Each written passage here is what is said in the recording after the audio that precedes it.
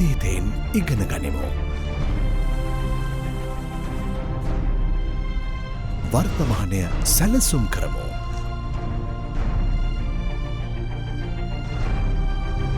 අනාගතය හැඩගස්වමු.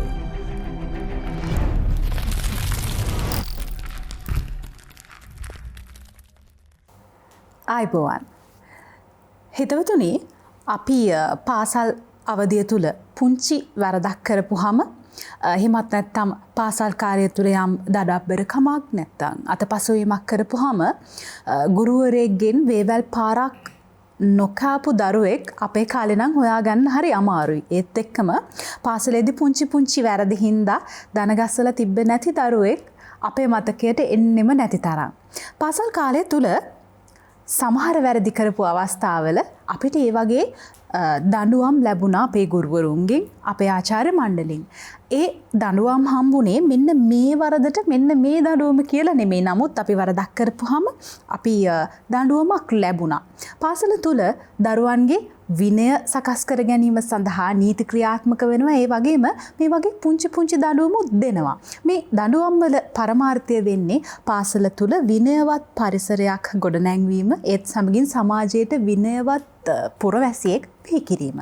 පාසලෙන් එහා පැත්තටම ගෙදර ඇතුළෙත් පුංචි නීති ක්‍රියාත්මක වෙනවා. ගෙදර ඇතුළේදී අම්මගෙන් තාත්තගෙන් පුංචි තරවටුවක්, පුංචි දඬුවමක් නොලබපු කෙනෙක් හොයාගන්න හරි අමාරුයිනේ.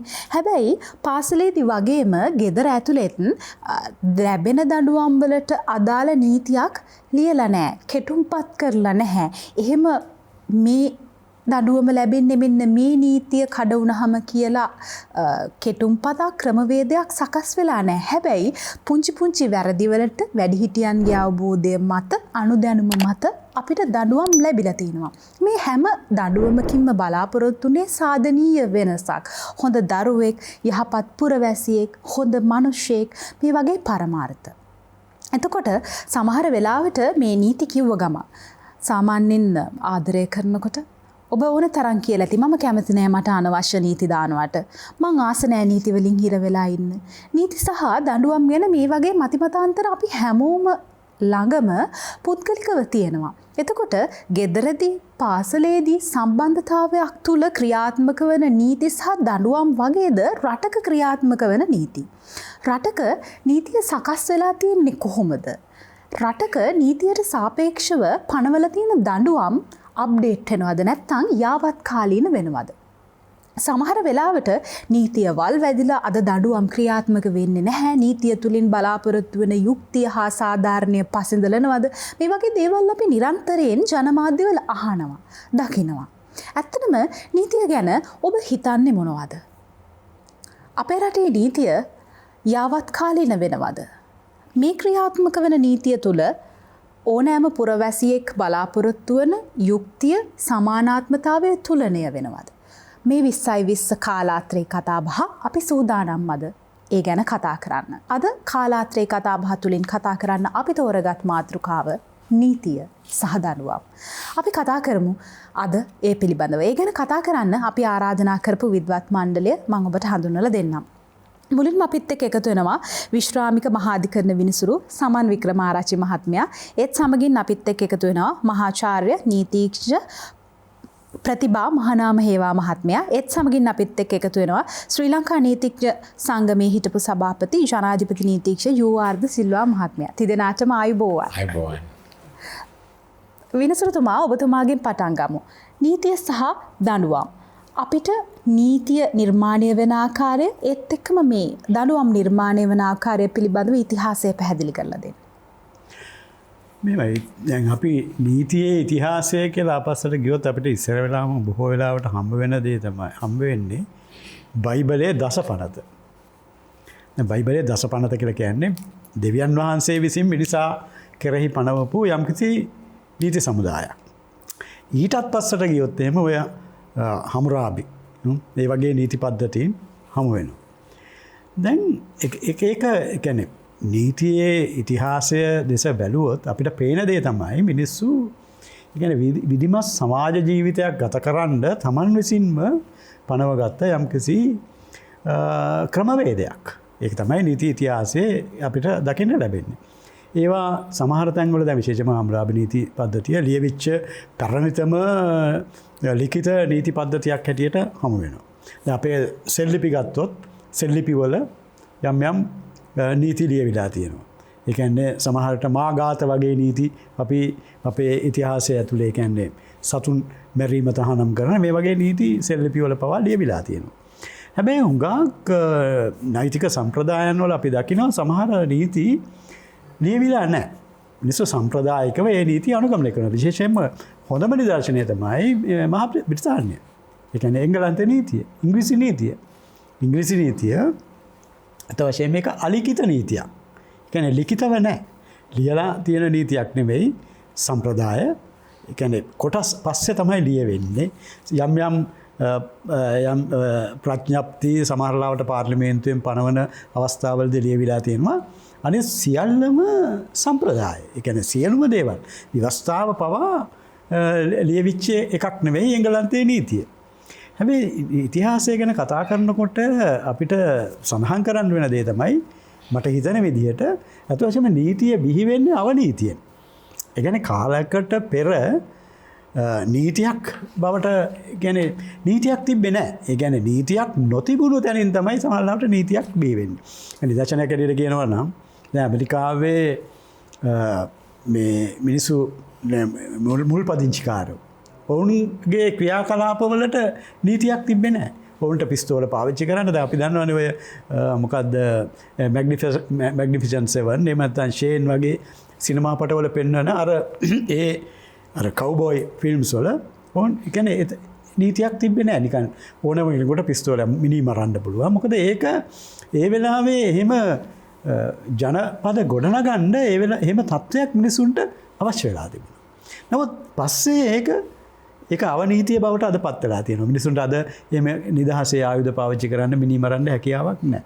ඉතින් ඒ නිසා කියන්නේ ඒ වගේම ඊටම පැහැදිලි දේ තමයි හුඟක් වෙලාවට අපි නීතියේ ඉතිහාසය ගැන කතා කරනකොට තව විශේෂයෙන්ම සඳහන් කරන්න ඕන දේ තමයි ප්ලේටෝ වගේ දාර්ශනිකයෝ. දැන් ප්ලේටෝගේ තියෙනවා එක්තරා න්‍යායක් ඒක theory of ideas කියලා. ඒ කියන්නේ අදහස් පිළිබඳ න්‍යාය. ඒ කියන්නේ ඒකෙන් අදහස් කරන්නේ ප්ලේටෝ කියන්නේ නීතිය අපේ සම්පූර්ණ නැහැ. නීතිය විතරක් නෙමෙයි සියලු දේම අසම්පූර්ණයි. සම්පූර්ණත්වයේ තිබෙන්නේ දෙවියන් ළඟ. ඉතින් අපි හැකිතාක් දෙවියන්ට කිට්ටු වීම තමයි අපි කරන ක්‍රියාවලින් අපි කරන්නේ ඒක. ඒ කියන්නේ හොඳ ක්‍රියාවලින් අපේ ජීවිතය යහපත්ව ගත කරන්න. නීතියත් එහෙමයි. හොඳ නීතියක් ගොඩනගා ගන්න. මොකද ප්ලේටෝ ලියනවා ජස්ටිස් කියලා පොතක්, යුක්තිය. ඒ වගේම ලෝස් කියලා ග්‍රන්ථයක් ප්ලේටෝ ලියනවා. ඒ නිසා ඉතින් ඔහු කියන්නේ අත් වශයෙන්ම රජවරු දාර්ශනික රජවරු විය යුතු කියලායි. ඉතින් දැන් ඒ විදිහට අන්න එහෙම තමයි නීතිය ක්‍රමයෙන් සංවර්ධනය වෙන්නේ. දැන් එහෙම සංවර්ධනය වෙන නීති වලින් අත් වශයෙන්ම ඊටාම දියුණුව නීති පද්ධතිය හැටියට ලෝකයේ අද සලකන්නේ ජාත්‍යන්තර නීතිය. මොකද ජාත්‍යන්තර නීතිය තමයි විශේෂයෙන්ම මෙතුමා දන්නා ජමයිකාව ගැන ජමයිකාවේ සේවය කරන නිසා ජාත්‍යන්තර අධිකරණයට එන සමහර නඩු තීන්දුවල නඩුවල ඒ කියන්නේ විශේෂයෙන්ම ජමයිකාවෙන් ආපු නඩුවක මට මතකයි කියවුණා එක්තරා පුද්ගලයෙකුට මරණ දණ්ඩනය නියම කරලා ඔහුට මරණීය දණ්ඩනය ක්‍රියාත්මක කරන්නේ නැතුව ඔහු අවුරුදු ගාණක් තිස්සේ තියාගෙන ඉන්න. ඒක ක්‍රියාත්මක වෙන්නේ නැහැ. මොහු යනවා මූලික අයිතිවාසිකම් සඳහා ජාත්‍යන්තර අධිකරණයට. අත වශයෙන්ම එහෙම තියාගෙන ඉඳීම ඔහුගේ මානව හිමිකම් කඩකිරීමක් කියලා ඒ ජමයිකාවෙන් ඉදිරිපත් වෙච්ච නඩුවේදී ජාත්‍යන්තර අධිකරණය වරක් තීරණය කරනවා. ඒ කියන්නේ ඒ තරම් දියුණු නීති පද්ධතියක් ඇටියට සැලකෙන්නේ. මොකද මානව හිමිකම් පැත්තෙන් ඊටාම බරපතල ලෙස සලකනවා ජාත්‍යන්තර අධිකරණයේ ජාත්‍යන්තර නීතිය. ඉතින් මෙතනදී තව එකක් තමයි නීති ඉතිහාසය ගැන කතා කරනකොට සඳහන් කරන්න ඕනේ. අපි හිතනවා මේ නීතිය සහ යුක්තිය අතර බොහොම තුල්්‍ය අර්ථයක් තියෙනවා කියලා. කියන්නේ තුල්්‍ය කියලා කියන්නේ මේ දෙක සමානයි කියලා. නමුත් හැම වෙලාවෙම නීතිය යුක්තියද. ඒ කියන්නේ අපි සඳහන් කරන දෙයක් තමයි අද වෙනකොට ඊටාම අපි නීතියේ ආධිපත්‍ය එහෙම නැත්නම් rule of law කියලා කියන එක. ඒ කියන්නේ නීතිය ආධිපත්‍ය කියලා කියන එකෙන් අදහස් කරන්නේ සියල්ලම නීතියට යටත් කියන එක. දැන් ඒකෙන් ගම්ම්‍ය වෙන්නේ එතකොට නීතියට යටත් නම් නීතිය කියන්නේ යුක්තියද? නමුත් අපි දන්නවා රටවල් වල එක රටවල් වල නීතිය ගත්තාම සමහර නීති තියෙනවා අපිට අනුමත කරන්න බැරි. දැන් සමහර රටවල් වල ඒ නීති ක්‍රියාත්මක විශේෂයෙන්ම බැද පිරිද වගේ රටවල් වල ක්‍රියාත්මක වෙන යම් නීති පද්ධතීන් ගත්තාම අපිට ඒව ටිකක් හොරොත්තු දෙන්නේ නැහැ. ඒ කියන්නේ ශාරීරික දඬුවම් පැමිණවීම, අතපය කැපීම, ගෙල කපා ප්‍රසිද්ධියේ මරා දැමීම මේ වගේ දඬුවම් ක්‍රම තියෙන නීති තියෙනවා. එතකොට වක් වෙලාවට ඒ කියන්නේ යුක්තිය සහ නීතිය අතර යම්කිසි ආකාරයක පරතරයක් තියෙනවා. ඇත්ත වශයෙන්ම නීතිය කියන්නේ යුක්තියද කියලා කියන එක. දැන් මේකදී ඇත්තටම සඳහන් කරන්න ඕන දේ තමයි මේ නීතිය සංවර්ධනය වෙන්නේ. ඒ කියන්නේ ශිෂ්ටාචාර සමාජයක් සඳහා කියලා කියන එක. ඒ කියන්නේ නීතියෙන් ඇත්ත වශයෙන්ම අදහස් කරන්නේ මොකද ශිෂ්ටාචාරය කියලා කියන්නේ. මොකද ශිෂ්ටාචාරය කියලා කියන්නේ අනෙකාගේ අයිතිවාසිකම් වලට ගරු කරන සමාජ යම්කිසි ක්‍රියාදාමයකට සමාජ භාවිතාවකට අනෙකාගේ අයිතිවාසිකම් ක්‍රියාත්මක වෙන. එතකොට ඒ අර්ථයෙන් ගත්තොත් එහෙම අපි ශිෂ්ටාචාරද කියලා කියන ප්‍රශ්නයත් අපිට නැගෙනවා. මෙන්න මේ විදිහට තමයි නීතියේ මේ ඉතිහාසය ගත්තොත් ගොඩ නැගෙන්නේ ක්‍රමයෙන් අද වෙනකොට අද නම් දැන් මම කිව්වහම අර කලින් සමහර නීති ලිඛිතව නැහැ. ඒවා අලිඛිත නීති පද්ධතියින් තියෙන විශේෂ බ්‍රිතාන්‍ය වගේ රටවල් වල එහෙම තිබුණා කියලා කියනකොට අද හුඟක් සියලුම නීති දැන් අපේ රටේ ගත්තොත් හැම සියලුම නීති කොටසක්ම ලියවිච්ච නීතියක් අපේ ආණ්ඩුක්‍රම ව්‍යවස්ථාවේ ඉඳලා අනිකුත් සියලුම දේවල් ලිඛිත නීති බවට පවතින්නේ. ඉතින් ඒ විදිහට තමයි නීතිය ක්‍රමයෙන් විකාශනය වෙමින් අර කියන්නේ අපි ඇත්තටම මතක් කරලා බැලුවොත් සමහර විට ඒ ඕනෑම සමාජ කණ්ඩායම් තුල කිසියම් ආකාරයක නීතියක් තියෙනවා. ඒ කියන්නේ ම්ලේච්ඡ ගෝත්‍රික සමාජය තුල පවා කිසියම් නීතියක් තියෙනවා. කිසියම් වුන් ඒ මොකද ඒ නීතියක් අවශ්‍යයි. නීතියක් නැත්නම් සමාජයේ ආයාලය යනවා. ඔවුන්ගේ නීති අපිට අද කියන්නේ විවේචනය කරන්න පුළුවන් වීම වෙනම කාරණයක්. ඒවා විවේචනය වීම ඒවට යම්කිසි වෙනත් ආකාරයකට අපි අර්ථ නිරූපණ සැපීම වෙනම කාරණයක්. නමුත් ඒ යම්කිසි නීති පද්ධතියක් අවශ්‍යයි. ඒ අවශ්‍යතාවය නිසා තමයි අපි නීතියේ ඉතිහාසය ගැන කතා කරනකොට සමාජ සම්මුතියෙන් මේවා ඇති කරගත්තයි කියලා කියන එකත් අපි දැනගන්නවා. ඒ වගේම යම් චාරිත්‍ර වාරිත්‍ර හරහා විශේෂම අපේ ලංකාවේ ගත්තත් ලංකාවේ දැන් අපේ රටේ දැන් අපේ ඉංග්‍රීසින් පැමිණෙන්න පෙර අපේ තිබුණේ ඇත්ත වශයෙන්ම චාරිත්‍ර මත තමයි නීතිය ලියවිලා තිබුණේ නැහැ. දැන් නීති නිഘണ്ടുව වගේ එකක් තිබුණා. ඩොයිලිගේ කාලෙන් පස්සේ මේක හොයාගන්නකොට නමුත් හුඟක් නීති විශේෂයෙන්ම උඩරට නීතිය, චේසෝලාමේ නීතිය මේ වගේ නීති පද්ධති විශේෂයෙන්ම අර චාරිත්‍ර කියන්නේ මිනිසුන්ගේ ඒක දීර්ඝ කාලයක් තිස්සේ මිනිස්සු භාවිතා කිරීම නිසා ගොඩනැගිච්ච නීති. ඒවා පස්සේ කාලෙකදී ලිඛිත නීති බවට පත් වෙනවා. එහෙම තමයි නීතියේ ඉතිහාසය ගොඩනැගෙන්නේ. අපේ රටේ නීතිය ඉතිහාසය ගත්තොත් එහෙම අපේ රටේ තිබුණේ රාජාණ්ඩු කාලයේදී එක්තරා ආකාරයක අර වැඩවසම් යුගයේ රාජනීතිය. එතකොට රජුරුව තමයි ප්‍රමුඛ වෙන්නේ, රජුරුව තමයි නීති පනවන්නේ, රජු තමයි නීති ක්‍රියාත්මක කරන්නේ. ඒ සියල්ලම එක්කෙනෙක් අත කේන්ද්‍රීය වෙච්ච නීති පද්ධතියක්. ඊට පස්සේ ඉංග්‍රීසින් කියන්නේ ඉංග්‍රීසි විතරක් නෙමෙයි ලන්දේසින් ඉංග්‍රීසින් විශේෂම ලන්දේසින් ආවයින් පස්සේ මූදුබඩ පළාත්වල ක්‍රියාත්මක වෙන්න පටන් ගන්නෙ ලන්දේසීන්ගේ නීතිය. ඒ කියන්නේ විශේෂම සිවිල් නීති පවා උන් හඳුන්වලා දෙනවා. ඊට පස්සේ ඉංග්‍රීසින් අල්ලගත්තාම ඉංග්‍රීසින් අපරාධ නීතිය හැර අනිකුත් සිවිල් නීති ඒතාක් පැවති නීතිය පවත්වගෙන යන්න ඉංග්‍රීසින් එකඟ වෙනවා. ඒ නිසා මූදුබඩ පළාත්වල අර රෝමානු ලන්දේසි නීතිය අපි කියලා කියන්නේ රෝමානු ලන්දේසි ක්‍රියාත්මක වෙන්නේ ඒ නිසායි.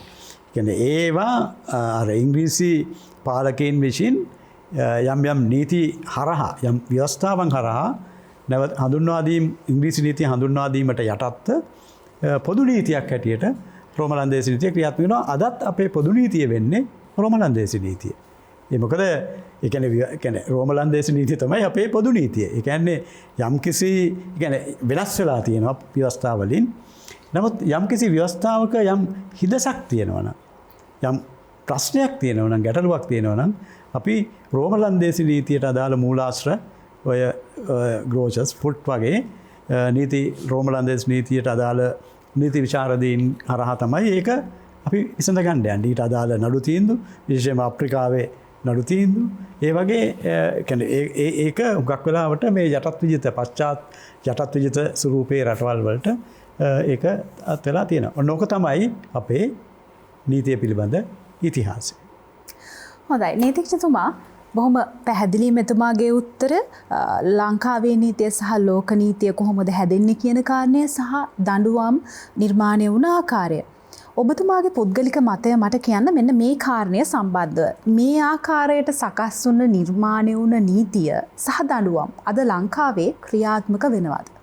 ඔව් ඉතම වැදගත් ප්‍රශ්නයක් ඔබතුමිය ඇහුවේ. ඒක නීතිය තියෙනවා. දැන් අපේ හිටපු විනිශ්චයකාරතුමා ඊටම පුළුල් ලෙස ඒක විග්‍රහ කළා. ඒ නීතියේ ව්‍යාප්ත වීම සම්බන්ධව අපි ඇවිල්ලා අපේ නීතිය සම්පූර්ණයෙන්ම ලිඛිත නීතියක් තියෙන්නේ. ඒ ලිඛිත නීතියේ තියෙන දෙය අපි ක්‍රියාත්මක කරන්න ගියාම අපි ක්‍රියාත්මක වෙනවාද? ඔබතුමිය ඒ කතාව තමයි මට තියෙන පැහැදිලිම උත්තරය. ක්‍රියාත්මක වීමේ තිබෙන්නා වූ දෝෂ නිසා අපි නීතියට බයිනවා. එහෙම නැත්නම් අපි අධිකරණයට බයිනවා. ඒ වෙනුවෙන් පෙනී සිටින නීතිඥවරුන්ට බයිනවා. ඒක තමයි සමාජය දන්නේ නැති නිසා. අපි පළවෙනියෙන්ම කරන දේ තමයි නීතිය නොදැනීම සමාවට හේතුවක් නොවේ කියලා විශාල මේ පාඩයක් ඇතුළත් කරලා අපි කිසිම දෙයක් නීතිය උගන්වන්නේ නැහැ. දැන් ඔබතුමියලා මේ වැඩසටහන් තුලින් සමාජයට මේ වගේ සරල විදිහට විකාශනය කරනවා නම් මම හිතන්නේ ජනතාව ඒක දැනගන්නවා. අපි ශ්‍රී ලංකා නීති සංගමයේ හරහාත් අපි පියවරක් ගත්තා පාසල් වලට මේ නීතිය සරලව ඉගන්වන්න. ඒක අවසාන මොහොත කියන්නේ මේ රජයේ පෙරලීමට ඉස්සෙල්ලා ඒ අය පිළිගත්තා. ඒක කළ යුතුයි කියලා. දැන් මම හිතනවා වර්තමාන අපේ මේ සම්බන්ධ නීතියට අදාළව අධිකරණ අමාත්‍යතුමා මේ පිළිබඳව ක්‍රියා කරනවා ඇති. එතුමාටත් ඒ බලවත්සේ ඒක උවමනා කරනවා. ඒතකොට එතනදී තියෙන වැදගත් දේ තමයි අපි ඒ වගේ ක්‍රියාවලියකට යනකොට අපි පළවෙනිම නීතිය ඉගැන්වීම කරන්න ඕනේ. ඒ ඉගැන්වීම කරන ගමන්ම ඒ නීතියට අදාළ දේවල් ක්‍රියාත්මක වෙනවාද කියලා බලන්න. අපි අපරාධ නීතියට අදාළව මට තියෙන අත්දැකීම් මත මේක සම්බන්ධව පොලිසිය මේ පිළිබඳව ක්‍රියාත්මක වෙනවාද? මේ දීන නීතිය වලට පටහැනිව ඒගොල්ලෝ ක්‍රියා කරනවා නම් මොකද තත්ත්වෙ වෙන්නේ? දැන් වර්තමානයේ ඔබතුමිය මේ බවත්සොල රූපවාහිනිය බැලුවාම සම්පූර්ණයෙන්ම නීතියට පටහැනිව අය ක්‍රියාත්මක. අපේ නීතිය කියනවා පුද්ගලයෙකු අවසාන වශයෙන් අධිකරණයෙන් තීරණය කරන තුරු ඔහු නිර්දෝෂී පුද්ගලයෙක් හැටියටයි ගණන් ගන්න. අද රූපවාහිනී මාධ්‍ය තරඟකාරී ස්වරූපයක් ගන්නවා. ඒ අය මේ පොලිස් ස්ථානයේ ස්ථානාධිපතිතුමාගේ ජනේලයේ ගාව ඉන්නවා රූපවාහිනී කැමරා තියාගෙන. පුද්ගලයෙක්ව අත්අඩංගුවට ගන්නවා.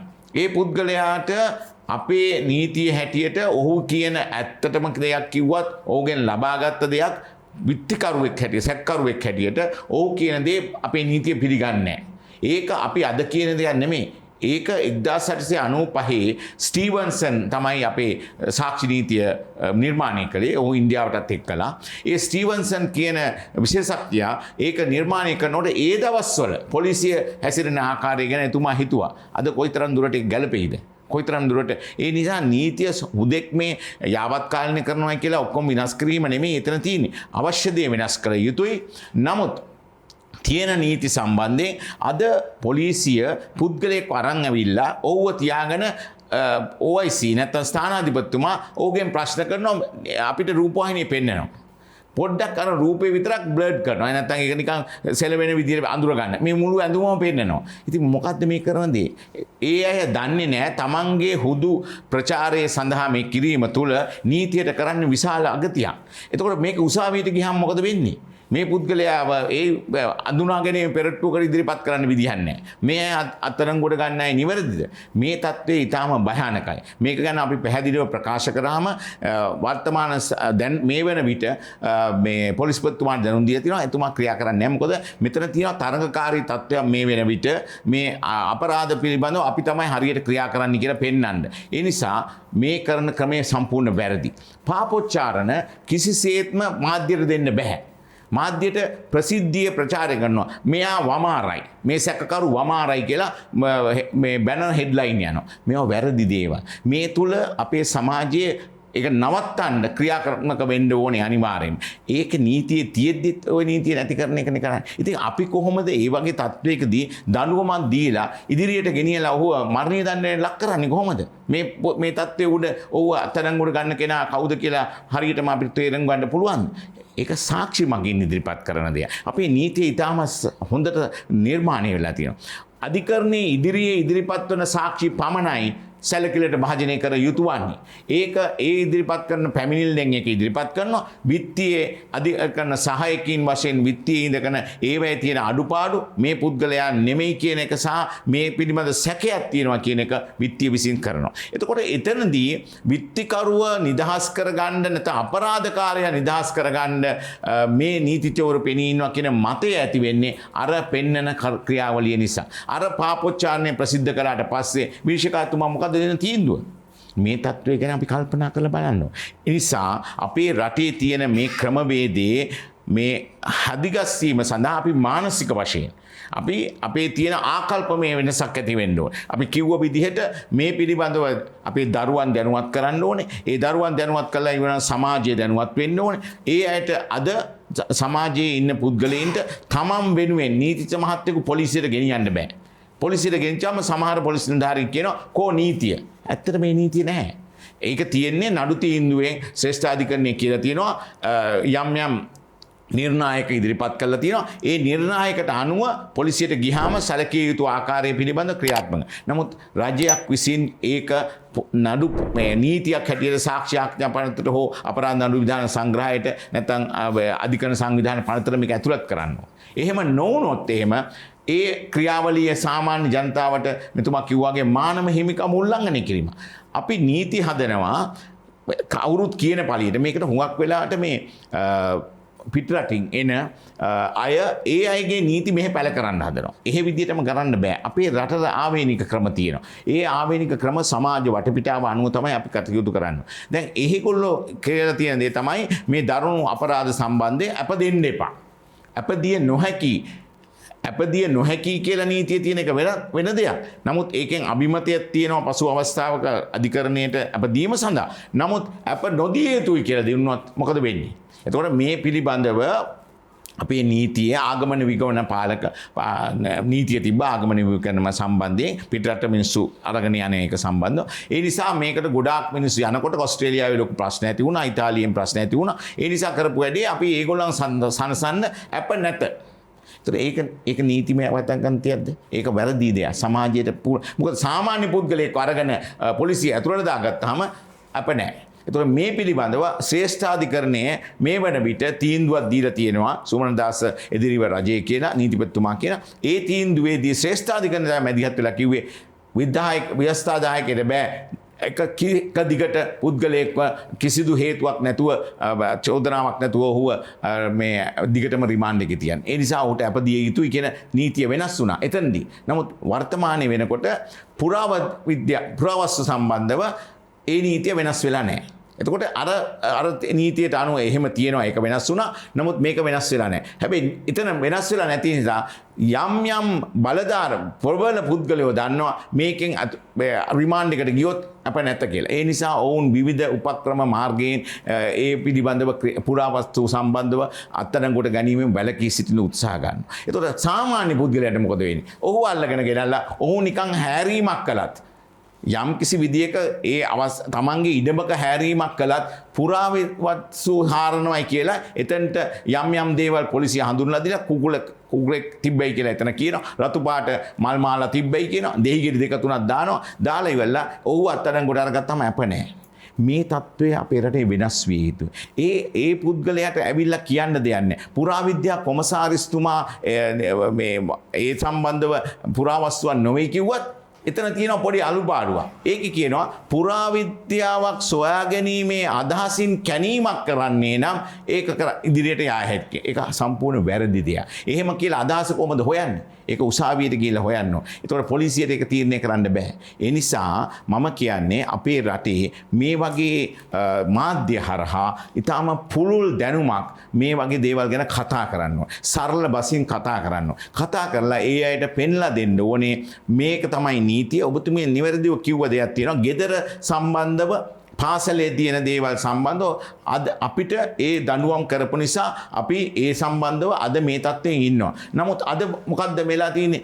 රාජ්‍ය නොවන සංවිධානවල ඉල්ලීම මත පිටරටවල තියෙන ක්‍රමයට තමන්ගේ දෙමව්පියෝ යම් පාරක් නැත්නම් තරවටු කිරීමක් කළොත් ගුරුවරයා තරවටු කළොත් ඔවුන්ට යන්න පුළුවන් අධිකරණයට. මේ ක්‍රමය අපේ රටට ගැලපෙන්නේ නැහැ. ගුරුවරයා කී දෙනෙකුට රස්සාවල් නැති වෙන තත්ත්වයකට ආවද ඔවුන් තරවටුකේ දැන් ගුරුවරයෙක් අමානුෂික ලෙස පාර දෙනවා නම් ඒ තැනත්තට එරෙහිව කටයුතු කරන්නම ඕනේ. ඒ ගැන කතා කරන්න දෙයක් නැහැ. දැන් ළමෙක්ගේ යම්කිසි අවයවයකට කනට පාර දීලා කන බිහිරි වෙන තත්ත්වයක් එනවා නම් අතපය වලට තුවාල වෙන ඒක වෙනම කතා. නමුත් අර ඔබතුමී නිවැරදිව කිව්වාගේ වැරදකට තරවටු කිරීම උපදේශයක් දීලා ඒ තර්ජනයක් කරන විදිහට ඒ තර්ජනයක් විවිධ ආකාර තියෙනවානේ. ඒ දේවල් සම්බන්ධව දරුවට ආදරෙන් කරන එකක් උඩ ඒ ගුරුවරයා උසාවි ගෙනියනවා මොකක්ද ඒ තත්ත්වය?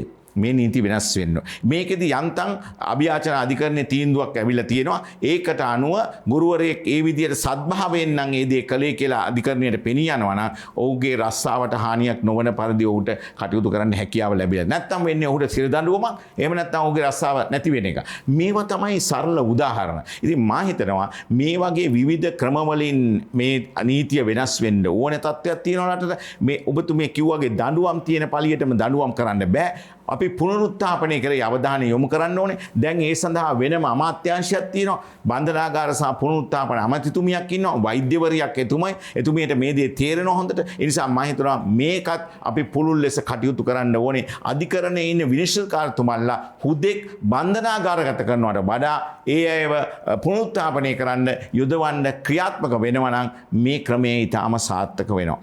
තව අවසාන වශයෙන් මම මේ වෙලාවේ තව එක දෙයක් කියලා ඔබතුමීගේ ප්‍රශ්නේ නවත්තන්න.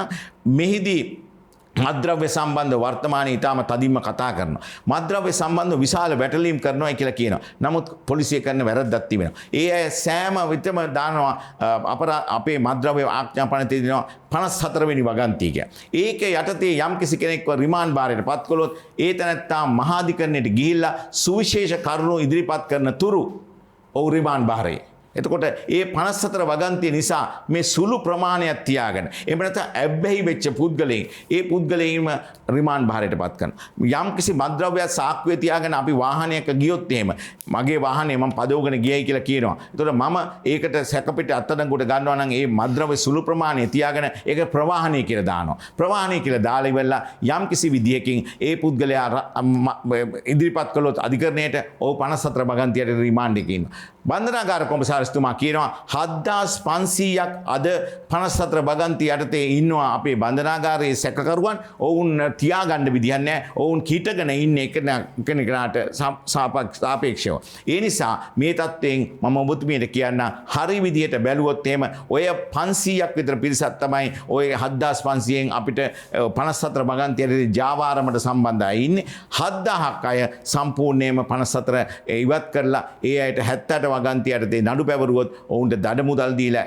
දඩ මුදල් දඩ නියම කරලා ඔවුන්ට යන්න දිද දෙන්න පුළුවන්. එහෙම නැත්නම් ඔවුන් පුනරුත්ථාපනය කරන්න පුළුවන්. මේ ක්‍රමවේද අපි ඉතා පුළුල් ලෙස බැලුවේ නැත්නම් අපි මේ වෙද කතා කරනවා විතරයි ක්‍රියාත්මක වෙන්නේ. හොඳයි, කාලාත්‍රේ කතා බහත් එක්ක අපි එකතු වෙලා ඉන්නේ. අපි වැඩසටහන ආරම්භ කරා පමණයි. තවත් බොහෝ දේවල් මේ මාතෘකාව ගැන අපිට කතා කරන්න තියෙනවා. හැබැයි සූදානම් ඊට කලින් විරාමයක් ලබා ගන්න.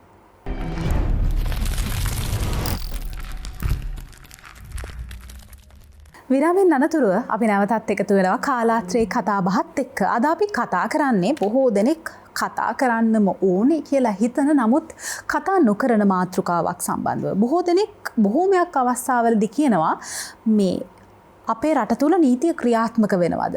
නීතිය ක්‍රියාත්මක නොවන තැන් තියෙනවා, හැබැයි දැනගන්නේ කොහොමද? අපිට මේ සම්බන්ධව දැනුවත් කිරීමක් කරන්න කෙනෙක් නැද්ද මේ රටේ?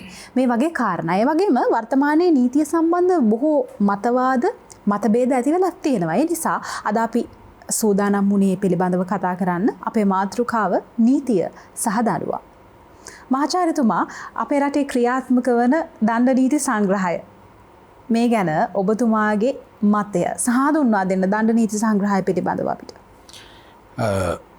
විනිශ්චකාරතුමෙක්කින් නීතිඥ අධිනීතිඥ ජනාධිපති නීතිඥවරයකින් මම පුරවැසියෙක් හැටියට කතා කරන්න. දණ්ඩ නීති සංග්‍රහය ගැන කතා කරනවාන ඉස්සල්ල මම කතා කරන්න කැමති එක්ක බැඳුණු පැරණි නීතිවල තියෙන අදටත් ක්‍රියාත්මක වන තත්ත්වය. කාන්තාවක් ඔබ නෙමෙයි. බස් නැවතුම් පොලක ඉන්න පුළුවන්. කුඩයක් තියාගෙන ඉන්න. හෑන්ඩ් බෑග් එකක් තියාගෙන ඉන්න. හෑන්ඩ් බෑග් එක ඇතුලේ ලේන්සුවක් තියෙනවා. පියර කුප්පියක් තියෙනවා.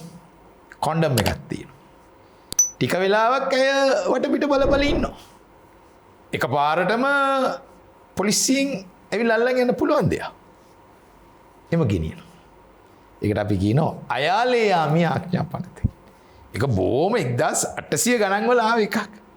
නමුත් අදටත් කාන්තාවකට ඉඳ වැඩි වෙලා ඉන්න එපා බස් වල. සමහර වෙලාවට අරගෙන යන්න පුළුවන්.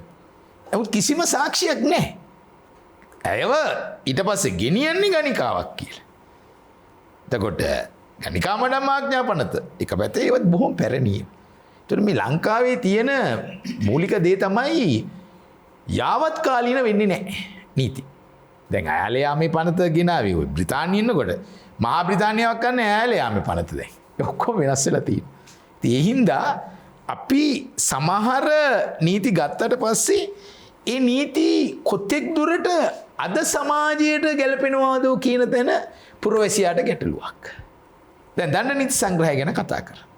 දැන් දණ්ඩ නීති සංග්‍රහය ගත්තාම ඒක තමයි ප්‍රධානතම අපරාධ නීතිය හැටියට ලංකාවේ තියෙන්නේ. එතකොට අපරාධ නීතිය තුල ඒක අර්ථ නිරූපණය කරනවා. එතකොට අපරාධ නඩු විධාන සංග්‍රහය තියෙනවා එතනින් එහා පැත්තේ. යම් කිසි කෙනෙකුට ඉරෙහිව චෝදනාවක් තියෙනවා. ඒ වරද කුමක්ද කියන එක දණ්ඩ නීති සංග්‍රහයේ තියෙනවා. හැබැයි දණ්ඩ නීති සංග්‍රහයේ 100%ක්ම පරිපූර්ණයි කියලා මම කියන්නේ ඒකට ප්‍රධාන හේතුවක් තියෙනවා. ඔබට මතකයි ද නිර්භීත සිංහලයේ හිටියා ඔහුගේ නම සේපාල ඒකනායක. මේ සේපාල ඒකනායක 1982 දී ගුවන් යානයක් මංකොල්ල කනවා.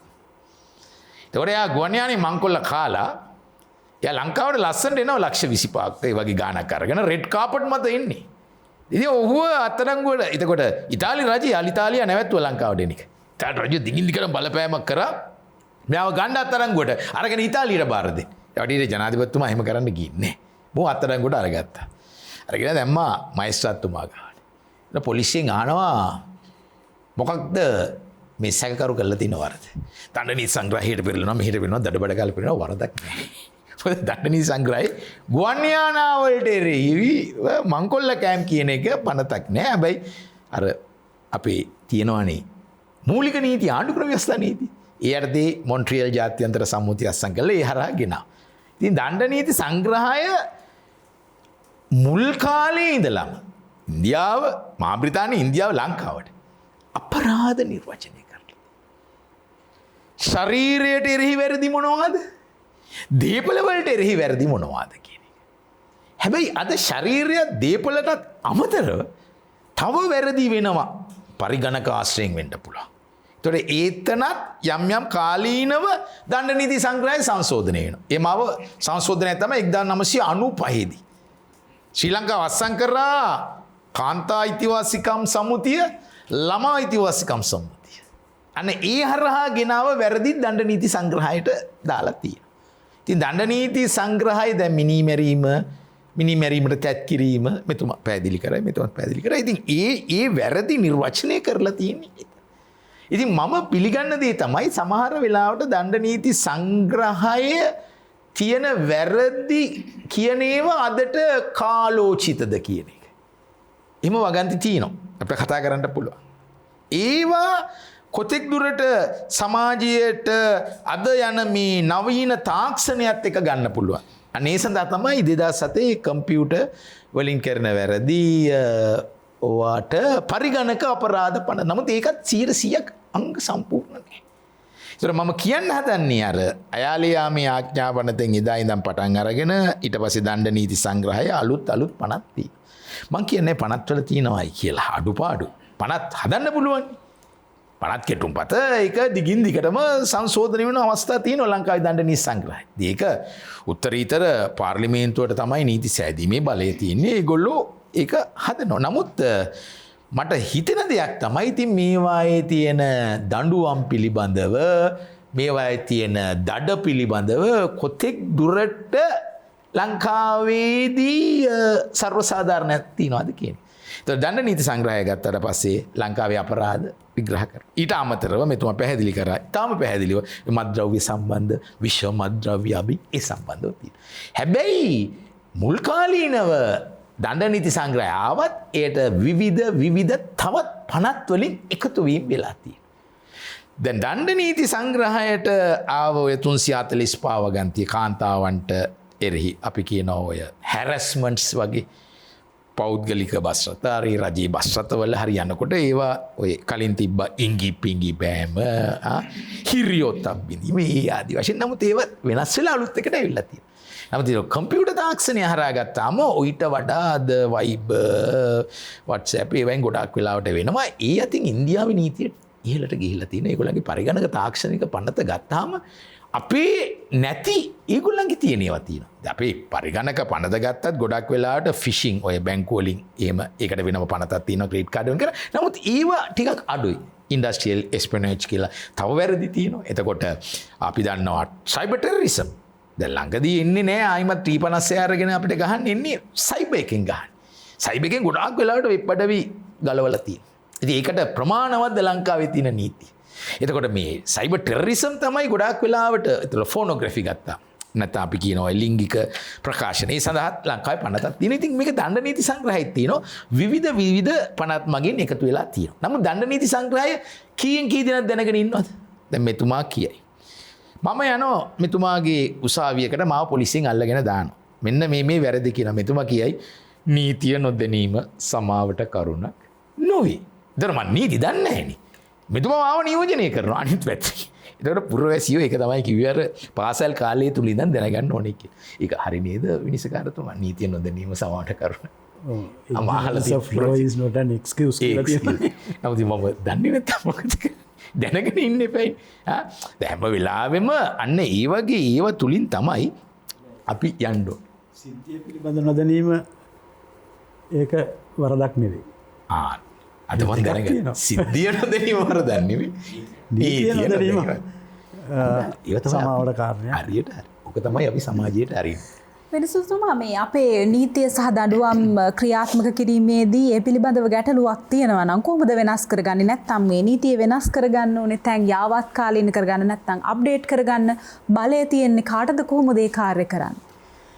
ඔව් මම මේක අද පටන් ගන්න කැමති අර අපේ නිරීක්ෂකතුමා යුවන්සිල මහත්තයා සඳහන් කරපු කාරණයකින් ඔය පොලිසිය ස්ථානාධිපතිවරුගේ ක්‍රියාකලාපය පිළිබඳව කියන දේවල්. මොකද මට ඒ පිළිබඳව ඉතාම ප්‍රබල අත්දැකීම් තියෙනවා. දැන් අපි දකිනවා හුඟක් වෙලාවට මේ සමහර තැන්වල පොලිසිය සැකකරුවන් අරගෙන යනවා ආයුධ හොයන්න කියලා. ආයුධ ඒගොල්ලෝ පෙන්නන්න කියලා. මොකද සාක්ෂ්‍යාඥා පනත අනුව යම්කිසි භාණ්ඩයක් එයාගේ ප්‍රකාශය මත හොයාගත්තොත් ඒක ඒ ප්‍රකාශයේ ඒ කොටස සාක්ෂියක් හැටියට පාවිච්චි කරන්න පුළුවන් කියලා සාක්ෂ්‍යාඥා පනතේ සඳහන් වෙනවා. ඉතින් ආයුධ හොයන්න හරි මොනවා හරි හොයන්න යනවා. නමුත් මේ යන සැකකරුවා හදිසියෙම එතන තියෙන බෝම්බයක් අරගෙන හරි පොලිසියට පහර දෙන්න හදනකොට ඔහුට වෙඩි තියලා මරනවා. එතකොට ඊටාම දරුණු අපරාධකරුවන් මේ විදිහට එහෙම ආයුධ සොයන්න ගිහලා ඝාතනය වෙච්ච තැන් තියෙනවා. Google Map එකකින් හොයාගන්න බැරිද? කියන විදිහට මම කියන එක හරි වැදගත් දෙයක්. ඕක තමයි අපි ඒවා අනුමත කරනවා. අනේ අපරාධකාරය ගියා ඒක හොඳයි කියලා. ඒක නෙමෙයි. ඒක නෙමෙයි තමයි. ඒක මම ඒකට හොඳ කතාවක් නිදර්ශනයක් කියන්නම්. මම ගම්පහ මහේස්ත්‍රාත්වරයා හැටියට සේවය කරන කාලේ දැන් ටික කාලයකට පෙර ඒ කාලේ හිටියා දරුණු අපරාධකාරයෙක් හමුදාවෙන් පලා ගිය ඔහු කළේ මේ ගිහිල්ලා ඔය ව්‍යාපාරිකයන්ගෙන් කප්පම් ගන්න එක.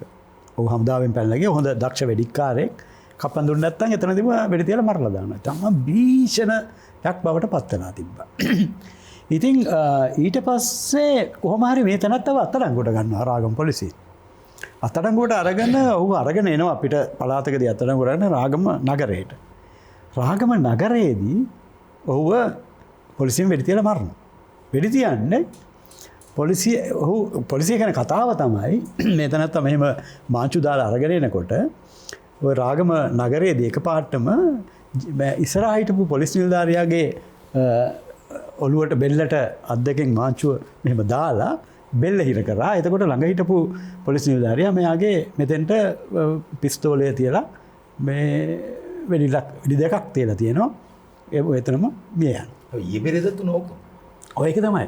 ඒකම දිගුවත් තමයි මේ ළඟදී සිදු ඊට පස්සේ මේකේ තියෙන කේලවාචකය දැන් ඔහුව ඝාතනය වෙනවා. දැන් එතකොට ඇත්තටම අර පොලිස් නිලධාරියාත් රෝහල් ගත වෙනවා. මොකද කොහොම හරි මේ බෙල්ලේ මොකක් හරි මේකක් බැඳගෙන ඔහුත් මම ඔහුව බලන්නත් යනවා. මොකද මමයි ඒ මරණ පරීක්ෂණයට යන්නේ.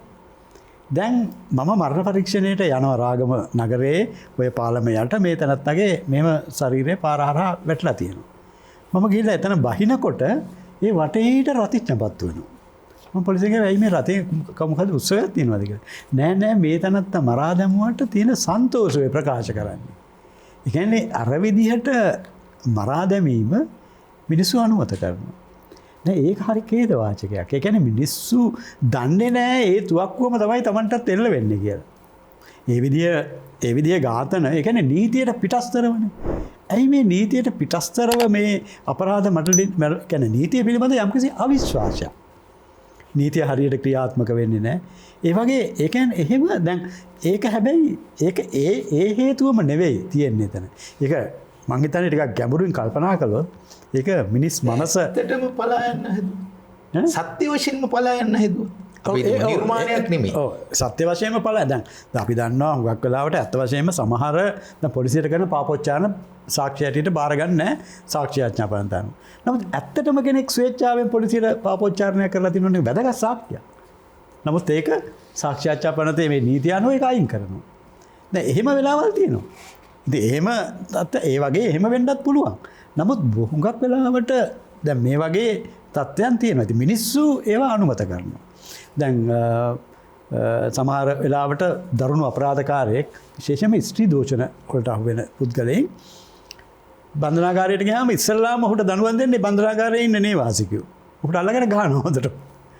ඒ කියන්නේ ඇත්තටම ඔවුන් යම්කිසි ආකාරයකින් මනෝවිශ්ලේෂණය තෙන්ට පාවිච්චි කරලා අපි විමසුවත් එහෙම මේ පුද්ගලයන් ඇත්ත වශයෙන්ම පහර දෙන්නේ වෙන කෙනෙකුට නෙමෙයි Tamanටමයි. Tamanගේම වර්ධකාරීත්වය.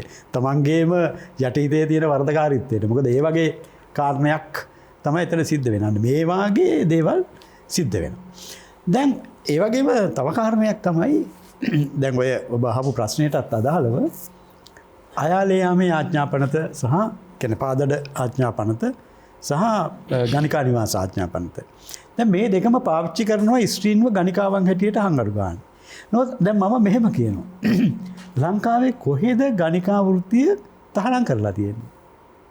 කිසිම නීතියකින් ලංකාවේ ගණිකා වෘත්තිය තහනම් කරලා නැහැ. අද හැන්දෑවේ ඔක්කොම සතුටු වෙයි හැබැයි. අත වශයෙන්ම ලංකාවේ කිසිම නීතියකින් ගණිකා වෘත්තිය තහනම් කරලා නැහැ. අයාලේ මේ ආඥාපනතේ තියෙන්නේ ගැහණියෙක්ව ස්ත්‍රියක්ව අත්අඩංගුවට ගන්නේ කොමන් ප්‍රොස්ටිටියුට්. ඒ කියන්නේ කෙනෙක් හැටියට. ඒ කියන්නේ ගණිකාවක් හැටියට වෙනත් පුද්ගලයින්ව පොළඹව ගන්න හදනවා නම් යන පුද්ගලයින්ව පොළඹව ගන්න හදනවා ගණිකාවක් ලෙස සිටිමින් අන්න යාව අයාලේ මේ ආඥාපනතේ යටතේ අත්අඩංගුවට ගන්න පුළුවන්. දැන් ඒකෙන්ම පේනවා ගණිකා වෘත්තිය පිළිබඳව එහෙම තහනමක් නැහැ කියන එක. දැන් බ්‍රොතල් ඕඩිනන්ස් එක යටතේ තියෙන්නේ ගණිකා වෘත්තියේ යෙදවීම තහනම්. නැතුව ගණිකා වෘත්තිය එතන තහනම් කරලා නැහැ. කියන්නේ මේකනේ හැබැයි මෙහෙම අදහසක්. ඒ පොලිසිය අල්ලගෙන යනවා නේද ගල්කිස්ස මයිස්ත්‍රාත් අධිකරණයට පොලිමේ ගෙනියනවා මම. පොලිමේ ගෙනියන නමුත් මෙතන බේර ගන්නවා. මම හිටියා නම් මම නිදහස් කරනවා. මොකක්ද ගේන නීතිය කියලා. මොන කොහොමද ඇය ගණිකාවක් කියලා මොන නීතියක් යටතේද කියන්නේ? මොන නීතියක් යටතේද? එහෙම ලංකාවේ නෑ ඒකෙන් අදහස් වෙන්නේ මේකයි. මේ පනත පනවන්නේ 1800 ගණන් වල මේ බ්‍රිතාන්‍යයේ දැන් විශේෂයෙන්ම පීනල් කෝඩ් එක ඔය ලන්ඩේ සංග්‍රහය පනවන්නේ 1883. දැන් ඒ වගේ පාදඩාඥා පනත සහ ගණිකා නිවාස ආඥා පනත මේ ලංකාවේ පනවන්නේ ඔය බ්‍රිතාන්‍යයන් ඒ අපිට නිදහස් හම්බෙන්නත් කලින් 1913 විතර ඔය පාදඩාඥා පනත පනවන්නේ. දැන් ඒ කාලෙදී පැනැව්වත් යුරෝපීය ජාතිකයන් තුළ තිබුණා යම්කිසි ආකාරයක ආකල්පයක් තමන්ගේ ශරීරයට තමන්ට තියෙන අයිතිවාසිකම පිළිබඳව. අර කතාවට කියන්නේ කොන්ත නෝනගදේ කොන්ත නෝනට ඕන හැටියට කියලා. ඒ වගේ ගණිකාවකට විශ්වයකට වුණත් තමන්ගේ ශරීරය පිළිබඳව තීරණය කරන්න තමන්ට යම්කිසි අයිතිවාසිකමක් තියෙනවා. ඒක තමයි බ්‍රොතොල් ඕඩිනන්ස් එකෙන් කරන්නේ. වෙන කෙනෙකුට තව කෙනෙක්ගේ ශරීරය විකුණන්න බෑ. ඒ කාලෙක වුණත් ඔය ඒ යටත් විජිත සමයේ වුණත් ඒ එංගලන්තයේ ඒ නීතියේ යම්කිසි ආකාරයක කිසියම් ප්‍රගතිශීලී බවක් තිබුණා. දැන් ඒක අපි අද යොදාගන්න ඊට වඩා ප්‍රතිගාමී විදිහට. බ්‍රිතාන්‍යයන් පනවපු නීතිය නෙමෙයිද? ඒ නිසා කොහේවත් ස්ත්‍රියකට තමන්ගේ ශරීරය විකිණීම. ඒ කියන්නේ ඒකත් එක්තරා ආකාරයක වෘත්තියක්. මොකද ගත්තාම ඉතිහාසයේ පැරණිම වෘත්තිය නේ මිනිස්සු කියන්නේ ස්ත්‍රීන් සමහරලාවට අසරණ වුණාම කරන දෙයක්. ඉතින් ඒක කොහේවත් එහෙම ලංකාවේ දානම් කරපු දෙයක් නෙමෙයි. නමුත් හැබැයි ශරීරයට වෙන කෙනෙකුට බෑ එයාව විකුණන්න. දැන් ඒ කාරණේ තමයි අත වශයෙන්ම අතිශයින්ම වැදගත් දේ. ඒ නිසා තමයි දැන් අර සඳහන් කරන්නේ දැන් පහර දීම් සම්බන්ධයෙන් ළමයින්ට පහර දීම්, ස්ත්‍රීන්ට අරන් තෙට්ටම් කිරීම. ඒ කියන්නේ අනේකාගේ ශරීරය සම්බන්ධයෙන් අනකාගේ ශරීරයට අත තියන්න බෑ. මට මගේ ශරීරය පිළිබඳ මට තියෙන අයිතිය සුද්ධ වූ අයිතියක්. ඒකට කාටවත් මගේ ඇඟට අත තියන්න බෑ. කියන පොලිස් පහර දීම් වල තියෙන ම්ලේච්ඡභාවය ඒකයි. ඒක නීතියට රෙවෙන්නේ කෙනෙකුට පහර දීලා ප්‍රකාශ සටහන් කරගන්න බෑ. කියන්නේ මට මගේ ශරීරය පිළිබඳ තියෙන අයිතිවාසිකම නීතියෙන් තහවුරු කරලා තියෙනවා. ඒක තමයි ඊටාම වැදගත් වෙන්නේ. කියන්නේ මම කිව්වේ අර ජාත්‍යන්තර නීතියේදී ඔය මානව හිමිකම් පිළිබඳව කතා කරනකොට කතා කරන ප්‍රධාන දේ ඒක. ඒ නිසා දැන් බටහිර නීතියේ තියෙන වර්ධනය තමයි අනිකාගේ ශරීරයට කිසියම් ආකාරයකින් අත තියන්න බැරිකම. සමා වෙන වෙනසුතුමා දැන් නීතියේ මෙච්චර දුබල තැන් නැත්තම් නීතියේ මෙච්චර දුර්වලතා තියෙන බව දන්නවනම් මේ නීතිය සහ දඬුවම් නිර්මාණය වෙන්නේ 1800 ගණන් වල නම් දැන් අපි 2020ට ඇවිල්ලානේ. ඇයි අපිට අප්ඩේට් කරගන්න බැරි? කාටද මේ නීතිය සහ දඬුවම් යාවත් කාලින කර ගැනීමේ හැකියාව තියෙන්නේ? ඇයි ඒ හැකියාව ක්‍රියාත්මක නොකරන්නේ? නීති ක්‍රියාත්මක නීති පනවන්න ඕනේ පාර්ලිමේන්තුව. පාර්ලිමේන්තුවේ ඉන්න පාර්ලිමේන්තුවේ අපි තෝරලා යවන මහජන නියෝජන තමයි කරන්නේ. දැන් මතුමා දකින්නදී මේ පහුගිය දවස් දෙකෙත් අපි අලුත්ම එක තත්ත්වය දැක්කා. මේ පාර්ලිමේන්තුවක හැසිරෙන ආකාරයද ඒ අය කරන්නේ. ඒ අයනේ අපිට නීති හදන්නේ. ඉතින් මේ තත්ත්වය ඒ අය අරගෙන විවිධ බඩු මේ නීති විරෝධී දේවල් පාර්ලිමේන්තුව තුළට ගෙනියන තත්ත්වයකට ඉන්නවා නම් පාර්ලිමේන්තුවේ අපේ නියෝජිතයෝ කොහොමද අපි බලාපොරොත්තු වෙන්නේ යහපත් නීති හදයි කියලා. ඒ අය එතනට යන්නේ වෙනත් පරමාර්ථ පිට. එතකොට ඒ අයට ඕන කරන්නේ මේ පොදු දැන් මේක මේ රූපවාහිනිය වලින් පෙන්වන නිසා ඔවුන් කියන්නේ මේ කැමරාව මේ පැත්තට දාන්න. එතකොට අපි අපේ දේවල් ප්‍රකාශ කරන්නම් කියලා. ඒ වගේ තත්ත්වයකට අද පාර්ලිමේන්තුව ගියද පනතක් ගෙනාවා නම් ඒක වැරදි නම් ඒකට විරුද්ධව කාලය ගත කරන්න ඕන දේවල් අපේ නීතිය කියලා තියෙනවා. ශ්‍රේෂ්ඨාධිකරණයට යන්න පුළුවන්. ඒ යන ගිහිල්ලා එනකන් මේ ගැන කතා කරලා වැඩක් නැහැ. ඒකට කල් දීලා තියෙනවා. ශ්‍රේෂ්ඨාධිකරණය ගිහිල්ලා ආවට පස්සේ ඔවුන්ගේ මතය ප්‍රකාශ කරන්න පුළුවන්. ඒතර පාර්ලිමේන්තුවේ ඒ ගැන විවිධ මත ඒ කියන්නේ තමන් දරන මතය ඉතා වැදගත් වෙනවා අවසාන තීන්දුව ගැනීම. එතනින් තමයි හොඳ නිර්මාණයක් නීතියක් හැටියට ගේන්නේ. ඉතින් මෙතුමා කිව්වා වගේ අපි හඳුන්වාගෙන තියෙනවා ජාත්‍යන්තර වශයෙන් තියෙන ඒ නීති ගැන අපිට දැනුමක් තියෙන්න ඕනේ කියන එක අපි පිළිඅරන් තියෙනවා. නමුත් අපි ඒක යොදව ගන්නවද හරි විදියට. අනේ එතනදී තමයි අපේ පාර්ලිමේන්තුව ඔබතුමිය ඇහුවා නිතරම මේ කවුද මේවා කරන්නේ කියලා. මේක පාර්ලිමේන්තුව තමයි නීති හදන්නේ. මොකද විනිශ්චයකාරතුමාට නීතිය අර්ථ නිරූපණය කරන්න තියෙන්නේ. නමුත් ඒකෙත් ශ්‍රේෂ්ඨාධිකරණයට පමණයි අර්ථ නිරූපණය කරන්න තියෙන්නේ. තියෙන්නේ. නීතිය තියෙන විදිහටම ක්‍රියාත්මක කරලා සාක්ෂි මත ක්‍රියා කරන්න වෙන්නේ අනිත් විනිශ්චයකාරතුමාලා. එතකොට අපිට තියෙන්නේ ඒ කියන සාක්ෂි ප්‍රබලද නැද්ද, ඒවැ දුර්වලතා තියෙනවද කියලා අධිකරණ සහායකයන් හැටියට කියන්න. ඉතින් මේ තත්ත්වය මේ විදිහට අපේ ක්‍රමවේදයේ තියෙද්දි ඔබතුමේ කිව්වාගේ නීති හදන්න තියෙන පාර්ලිමේන්තුව ඒක නෙමෙයි කරන්නේ. ඒ අය කතා කරන්නේ සමාජයට තමන්ට වෙන කෙනෙකුට මඩ ගැහිම සඳහා එහෙම නැත්නම් තමුන්ගේ පටු පරමාර්ථය ඉෂ්ට කරගන්න. මේතරයි අපි ඉගෙන ගන්න ඕනද. මේකදී අපේ නීතියේ තියෙන දේවල් කරන්න අපේ නායකයෝ, පක්ෂ නායකයෝ මේ අයට ඒ පිළිබඳ දැනුමක් ලබා දෙනවද? ඒ අයට ඒ පිළිබඳ අවබෝධයක් ලබා දෙනවද? එහෙම දෙයක් කරන්නේ නැහැ. ඔවුන්ටත් පාලනය කරන්න බැරි තත්ත්වයකට අදේනවා. ඉතින් ඒ හදන නීතියක් කොහොමද අපි ඉදිරියට ගෙනියන්නේ? ඉතින් මේ දේවල් තමයි මම හිතන විදිහට අපි සලකා බැලිය යුතු වන්නේ. අපිට ඇත්තටම මේ රටේ මේ අපරාධ සහ සිවිල් නඩු වලින් කල් යන දේවල් සම්බන්ධව ක්‍රියාත්මක කරන්න උවමනාවක් තියෙනවද? ඒ උවමනාව තියෙනවා නම් ඒ පාර්ලිමේන්තුව ඒ පිළිබඳව නීති හදනවද? ඔන්න ওই දේවල් තමයි අපි සලකා බලන්න ඕනේ. ඉතින් නීතිඥතුමා දැන් නීති කොමිසමක් තියෙනවා ලංකාවේ. දැන් ලංකාවේ තියෙනවා නීති කොමිසම. ඒ නීති කොමිසමේ සමාජිකයෝ ඉන්නවා. දැන් මේ නීති කොමිසම මූලික වශයෙන්ම රිසර්ච් නැත්නම් විමර්ශනය කරනවා. නීති කොමිසම තමයි හැම වෙලාවෙම බලන්නේ ඒ නීතීන් යාවත් කාලින් අප්ඩේට් එකක් යන්නේ. මෙතුමා හරි පාර්ලිමේන්තුවට එහෙම ඉන්න ඔක්කොටම නීති දැනුම නැහැ. ඒතර නීති කොමිසමට යම්කිසි ආකාරයක වගකීමක් තියෙනවා. ඉදිරිපත් කරන්න ලයින් මිනිස්ටර් ඉන්නේ අධිකාර නැමැතිවරයාට මෙන්න මේ වගේ අඩුපාඩු. ඉතින් නීති කොමිසමේ ක්‍රියාකාරීත්වයත් ඇත්තටම යල් පැනලාද නැත්නම් එතනට මං වැරදවා හිතන්න එපා. නීතිඥවරු දැම්මට පස්සේ සමහරවිට ඒගොල්ලන්ට වෙලා නැහැ ඒකට. දැන් වෙන රටවල් දැන් ඕස්ට්‍රේලියාව මං අත්දැකීම් මගේ ඔක්කොම ජාත්‍යන්තරව අධ්‍යාපනය ලැබුවේ. එහි නීති කොමිසම හැම වෙලාවෙම ක්‍රියාකාරී වෙනම විශ්වවිද්‍යාලයත් එක්ක. සෑම විශ්වවිද්‍යාලයක්ම නීති කොමිසමත් එක්ක එනවා. ඒගොල්ලෝ දෙනවා එතකොට ඒකට අසයින්මන්ට් එකක්. ඇමරිකා එක්සත් ජනපදයේත් ඒ වගේ. මා කියන්නේ මෙතුමා හරි 100% නමුත් අර නීති කොමිසමේත් යම් කිසි තල්ලුවක් අනිවාර්යයෙන් තව කාරණයක් තියෙන්නේ දැන් හුඟක් වෙලාවට ওই නීතියේ තියෙන අඩුපාඩු සමහර වෙලාවට අධිකරණය නිවැරදි කරන තැන් තියෙනවා. කියන්නේ අපේ නීතිය ඒ ව්‍යවස්ථාවල තියෙන නීතිය විතරක් නෙමෙයි කේස් ලෝ කියලා එකකුත් තියෙනවා.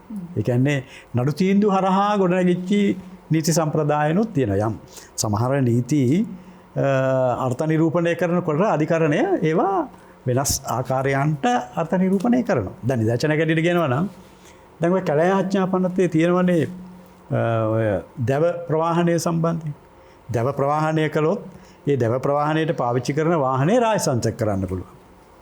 ඒක තියෙන්නේ රාජසන්තක කළ යුතුය. දැව ප්‍රවාහනයට භාවිතා කරන ලද වාහනය රාජසන්තක කළ යුතුය. යුතුය කියලා කියන අර්ථය දෙන කියන්නේ ඉංග්‍රීසියෙන් කියනවා නම් shall. ඒක නැත්තම් මේ නෙමෙයි කළ හැකිය නෙමෙයි. අධිකරණය කළ යුතුයි. ඉතින් මේ නිසා ඇත්ත වශයෙන්ම මේක ඊටාම රළු විදිහට පාවිච්චි කරොත් ඒ ගෙනියන හැම වාහනයක්ම රාජසන්තක වෙන්න ඕන. නමුත් මේක අධිකරණයට ගියාම අධිකරණයේ නඩු තීන්දුව ගණනාවක් ශ්‍රේෂ්ඨාධිකරණයේ මුල්වරට මෙතුමා කිව්වා වගේ මානව නඩු තීන්දුවේ තා විශිෂ්ට නඩු තීන්දුවක් දුන්නා. එතෙන්දී කිව්වා ශ්‍රේෂ්ඨාධිකරණයේ කිව්වා මානව හිමිකම් මිනිසුන්ට අයිතිවාසිකම දෙන්න ඕනේ. Tamanට ඒ පිළිබඳව කටයුතු කරන්න කියන්න ඇවිල්ලා සද්භාවයෙන් ඇවිල්ලා. කෙනෙකුට දේපල Taman සන්තකයේ Tamanට හිමි කර ගැනීමට තියෙන අයිතිවාසිකම. කෙනෙකුට කියන්නේ යම් කියන්නේ දේපල Tamanට උපයාගෙන ඒවා තමා වෙත තියාගැනීමේ අයිතිවාසිකම් කියන ජාත්‍යන්තරව පිළිගන්න මිනිස් අයිතිවාසිකම්. එතකොට එහෙමනම් අධිකරණය කිව්වේ රාජසන්තක කරන්න කලින් අයිතිකාරයව අධිකරණය හැබැයි මම දැකලා තියෙනවා. මං අම්පාරේ දේශන වගේකට ගියා. අම්පාර මහේස්ත්‍රාත් අධිකරණයේ මේ ලොරි ටික දිරනවා. ලොරි දිරනවා, වාහන දිරනවා, යන්ත්‍ර දිරනවා. අපරාධයක් මේක. අපරාධයක්. තුමිකට මුත් කරන්න බැහැ. පුළුවන් අනිවාර්යයෙන්. අරිමත් පුළුවන් විනිශ්චයකාරතුමාගේ අතේ තියෙන්නේ. මොකද මමත් හිටියා මහේස්ත්‍රාත් හැටියට. ඉතින් එහෙම හිටපු තැන් තියෙනවා. මොකද මම ගම්පා ඉන්නකොට මම ගම්පා අධිකරණ භූමියේ මල් ලවන්න පුළුවන් විදිහට හැදුවා. මොකද ඒක වාහනයක්වත් නැතුව. එතුමා කියන්නේ හරියට හරි විනිශ්චයකාරතුමා සහ රෙජිස්ට්‍රාර් සමහර වෙලාවට අලුත් විනිශ්චයකාරතුමෙක් ගියොත් රෙජිස්ට්‍රාර් ගිහිලා කියනවා සර් ඔයාට අත ගහන්න දෙන්න එපා.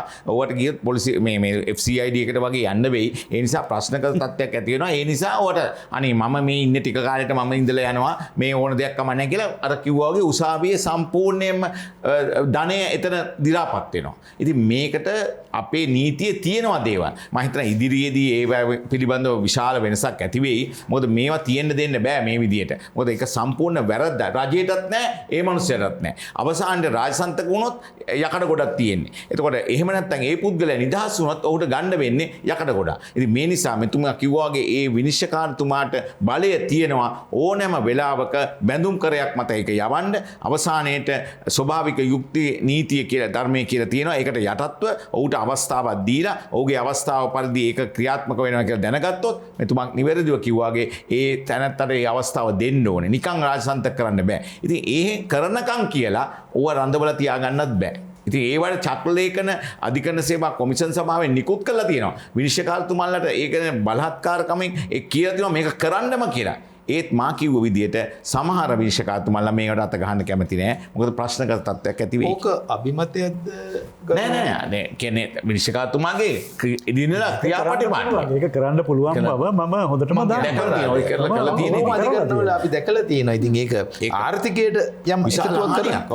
හොඳයි නීතිඥතුමා දැන් අපේ රටේ නීතිය ගැන කතා කරද්දී විද්වත් මණ්ඩලයේම එක හෙලා කියන්නේ තරේ කියන්නේ නීතිය අප්ඩේට් වෙලා නැහැ. නමුත් හඳුනගෙන තියෙනවා නීතිය සහ දඬුවම් ක්‍රියාත්මක වීමේදී තියෙන වැරදි.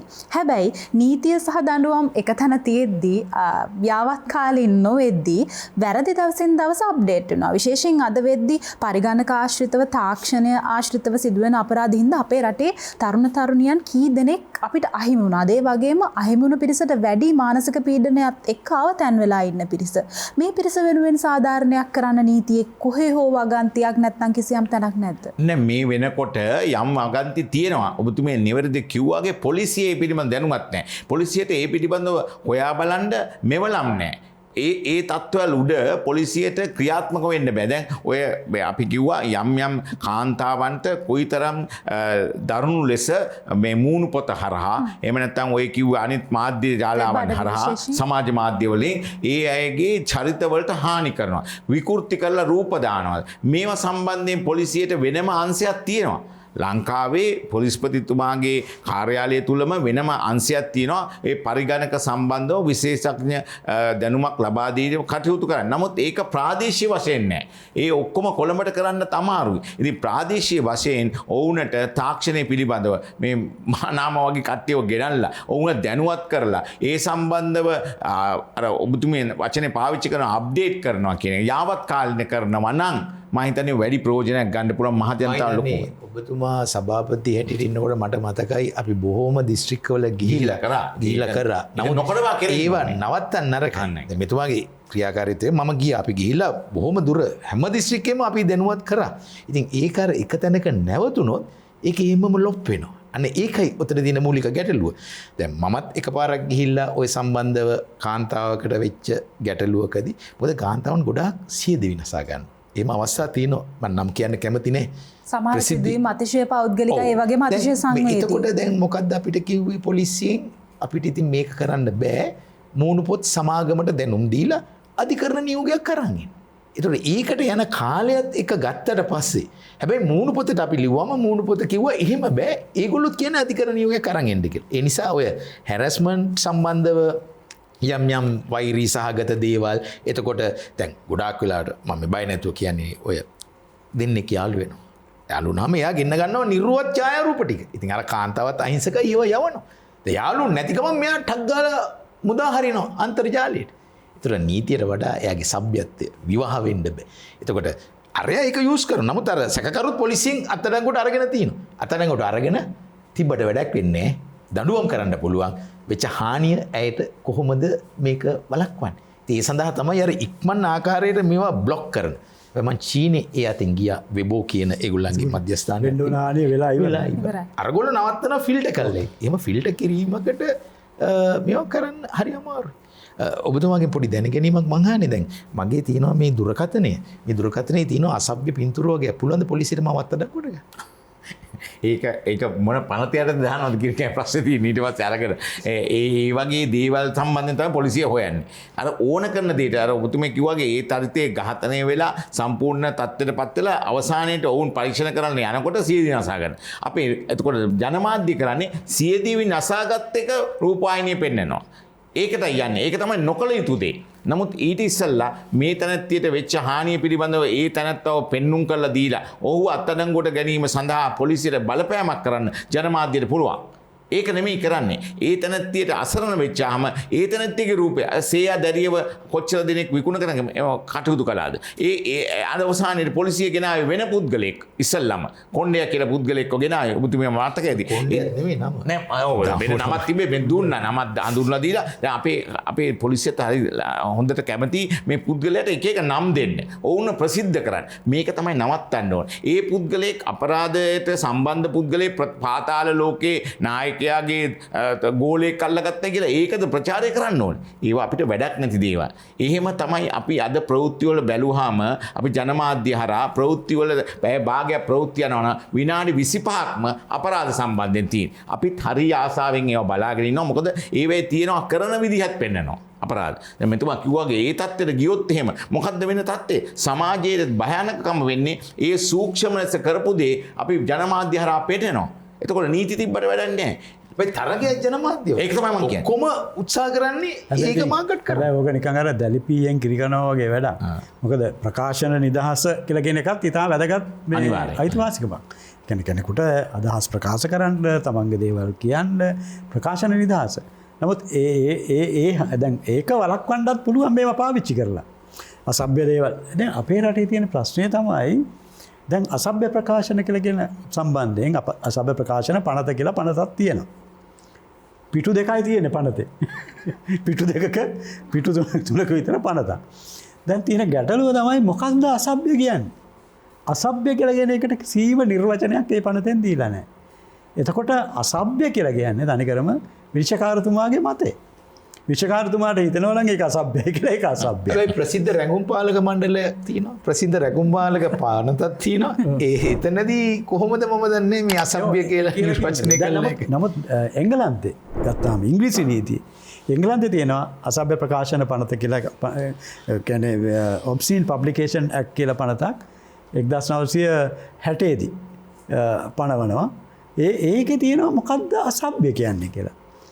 ඒක විතරක් නෙමෙයි. ඒකෙන් ඒ පනතෙන් මෙන්න මේ දේ අසභ්‍යයි. ඒ කියන්නේ කෙනෙක්ව දූෂණයට ලක් වෙනවා නම් කෙනෙක්ගේ මනස විකෘති කරනවා නම් යම්කිසි ප්‍රකාශනයකින් යම්කිසි සිනමා පටයකින් හරි නවකතාවකින් හරි අසභ්‍යයි. නමුත් අසභ්‍ය වුණත් ඒ ප්‍රකාශනය සාහිත්‍යමය වශයෙන් වැදගත් නම් සමාජීය වශයෙන් වැදගත් නම් සෞඛ්‍යමය වශයෙන් වැදගත් නම් ඒක ප්‍රකාශයටපත් කිරීම වරදක් නෙමෙයි කියලා මම කැමති යමක් එකතු කරන්න. දැන් මෑත කාලේ මම දැක්කා කාන්තාවන් දෙන්නෙක් උසුළු විසුළු කර කර අත් දෙක දාගෙන බදාගෙන යනවා. එතකොට මේක අසභ්‍යද? හොඳයි. අපි ඒ ගැන කතා කරන්න සූදානම් වෙනවා කාලාත්‍රේ කතා බහ තුලින්. හැබැයි ඊට කලින් අපි සූදානම් වෙන්නේ විරාමයක් ලබා ගන්න.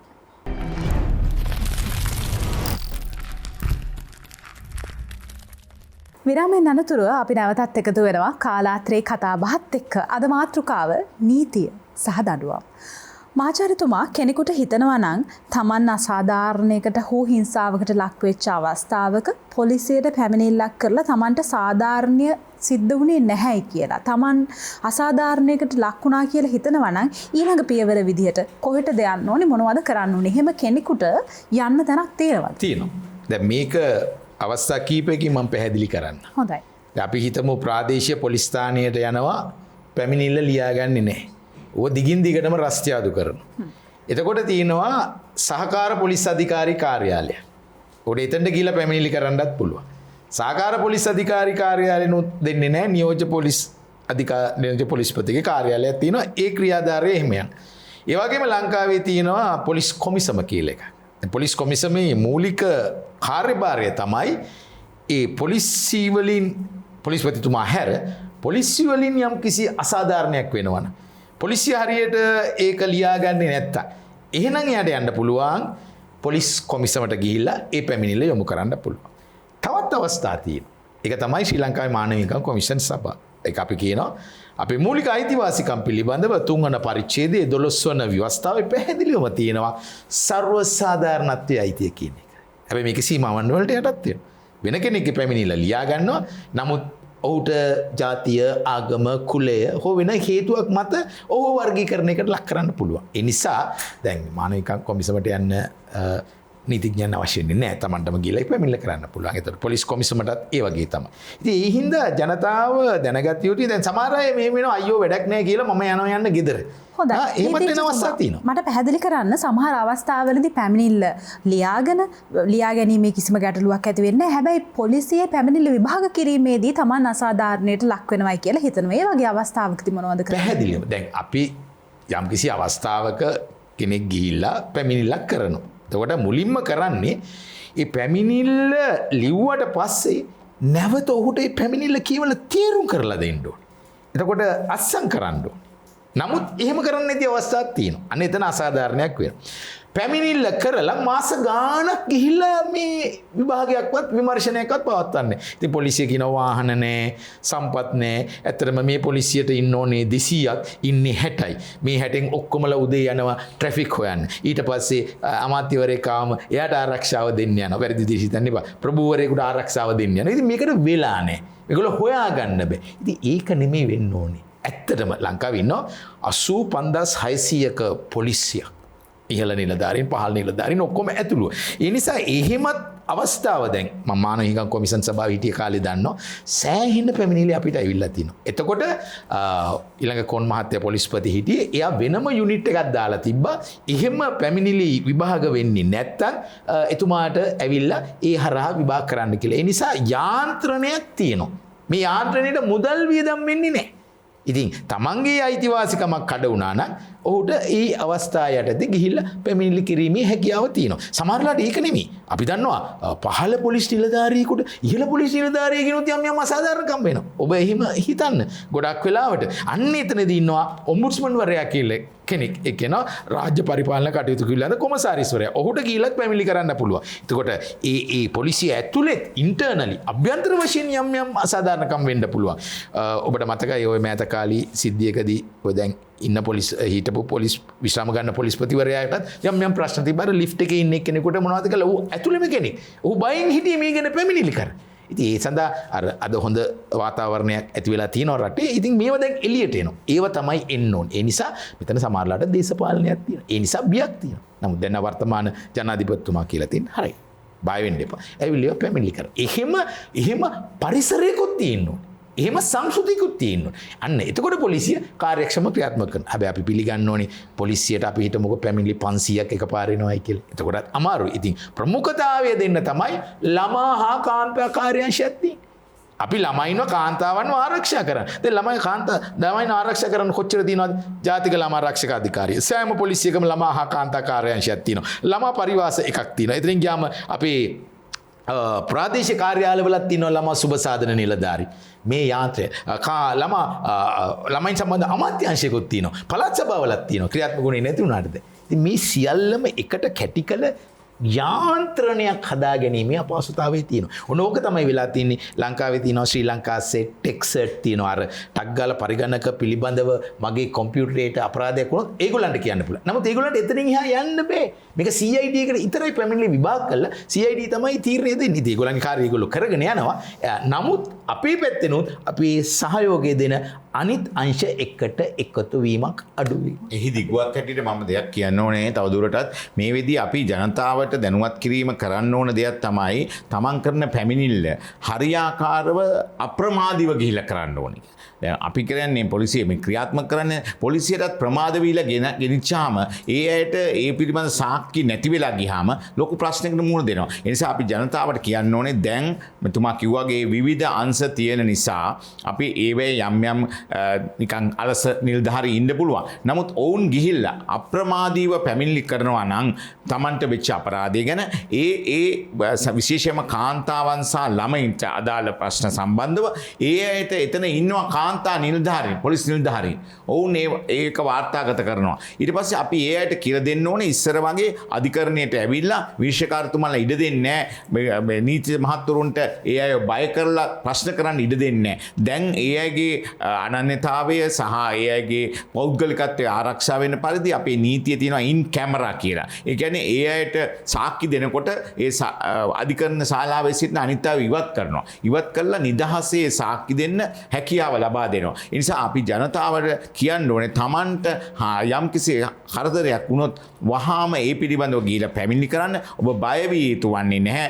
ඒ පැමිණිල්ල හරියාකාරව කරන්න. මෙතුමා කිව්වාගේ කියවලා දුන්නේ නැත්නම් ඒකට ඉල්ලන්න කරුණාකරලා මේ කියවලා දෙන්න ඔබතුමන්ලා අපිට අස්සම් කරන්න ඉස්සෙල්ලා කියලා. සමහරට ඒවට තර්ජන එන්න පුළුවන්. ඒවා ගැන කලබල විය යුතු වන්නේ නැහැ. එසේ වෙලා අධිකරණයට ආවහම අධිකරණය තුල බිය විය යුතු නැහැ. විශේෂයෙන්ම දූෂණයට ලක් වෙච්ච ලිංගික අපචාරවලට ලක් වෙච්ච අයට බය නැතුව සාක්ෂි දෙන්න අවස්ථාව දැන් දීලා තියෙනවා. ඊළඟට දැන් කාන්තා කාර්යාංශවල ළමයින්ගේ සාක්ෂිය වීඩියෝ ගත කරලා ඉදිරිපත් කරන්න ප්‍රතිපාදන සලසලා තියෙනවා. වෙනම අධිකරණ සලකා බලාගෙන යනවා ඒ වගේ කරන්න පුළුවන්ද කියලා. ඉතින් මේ නිසා මේ තත්ත්වවල පිළිබඳ ජනතාව දන්නේ නැහැ බොහෝ වෙලාවට. විශේෂයෙන්ම ඈත පළාත්වල ඉන්න අයට මේ පිළිබඳ දැනුමක් නැහැ. ඒ නිසා ඔවුන් අසරණ තත්යකටපත් වෙනවා. ඒ තත්ත්වයෙන් මිදෙන්න මේ ක්‍රමවේදයේ තියෙනවා කියන එක අපි පැහැදලා දෙන්න ඕනේ. ඒ නිසා බය නැතුව ඇවිල්ලා Tamanට වෙච්ච අපරාධය පිළිබඳව කටයුතු කරන්න පුළුවන්. ඊළඟ වින්දිතයන් ආරක්ෂා කිරීමේ පනතක් තියෙනවා. ඒ පනත යටතේ වින්දිතයට අවශ්‍ය නම්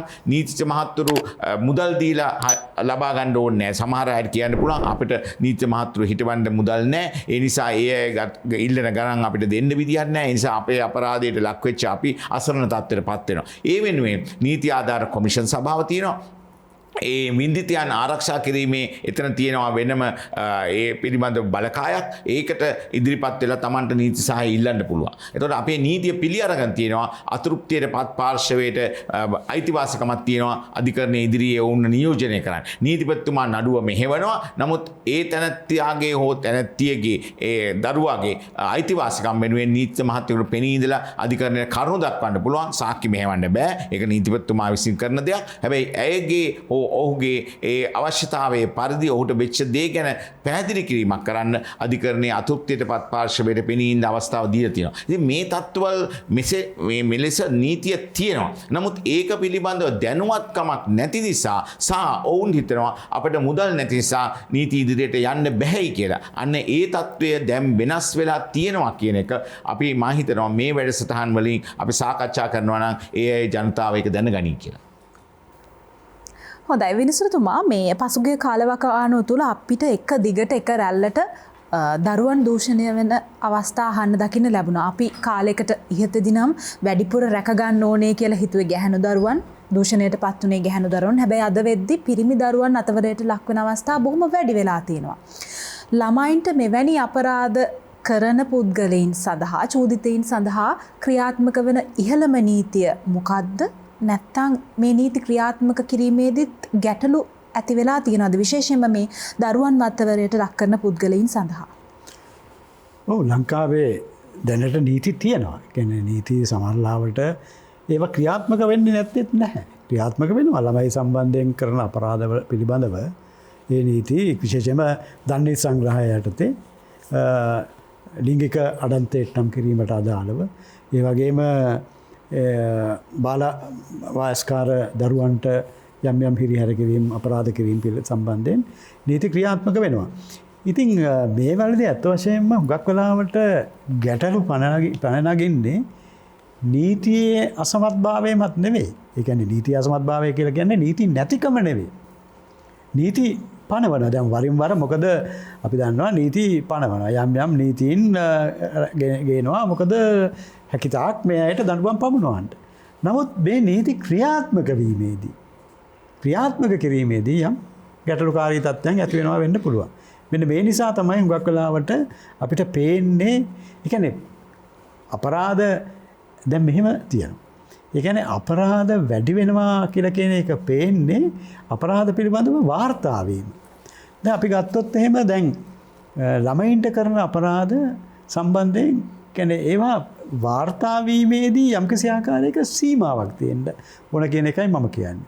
ඒ කියන්නේ දැන් ළමයින් දැන් යම් දේවල් දැන් රූපවාහිනියේ පෙන්නනකොට ළමයින්ව පෙන්වන්නේ නැහැ. ළමයින්ගේ ඇස් දෙක වහනවා. ඒ වගේ දේවල් ක්‍රියාත්මක වෙනවා යම් කිසි ප්‍රමාණයකට. නියාමන තියෙනවා නියාමන තියෙනවා මාධ්‍ය නියාමන තියෙනවා.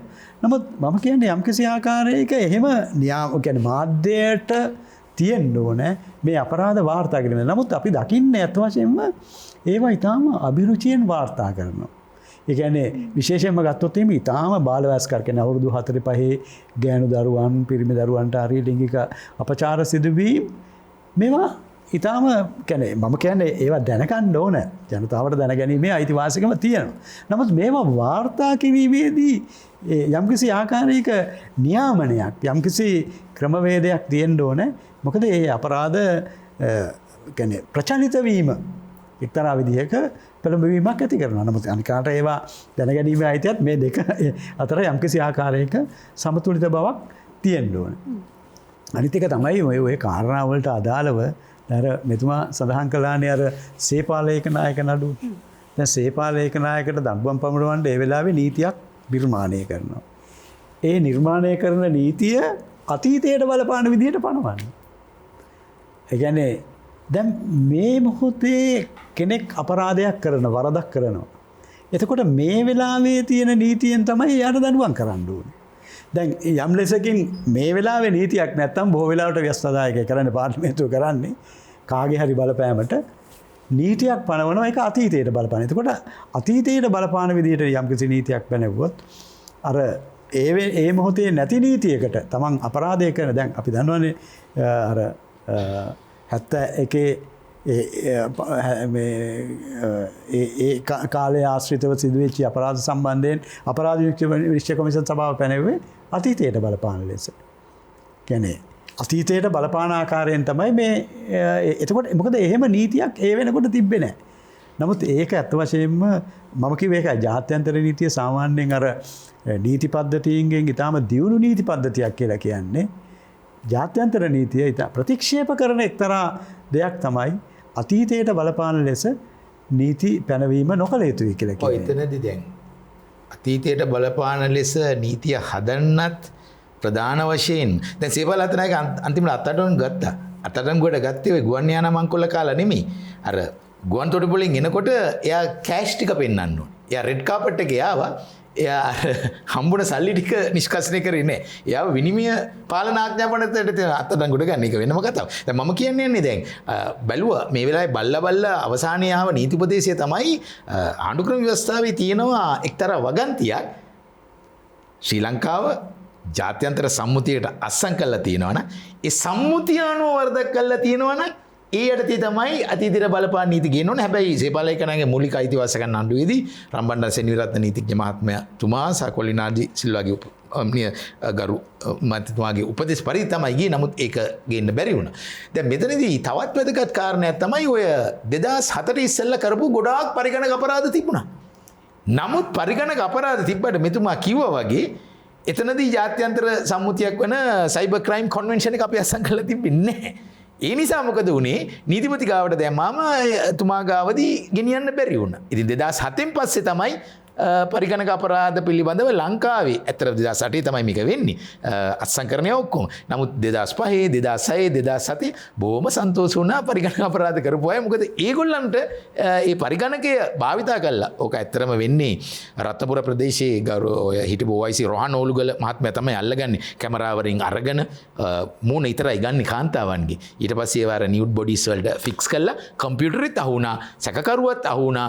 ඒවා ජර්මනියට තමයි ගොඩක් වෙලාවට යවන්නේ. ඒ ඔක්කොම අහුණා. නමුත් සාක්ෂිත් තිබ්බා. අපරාධයක් තිබ්බා. නීතිය නැහැ.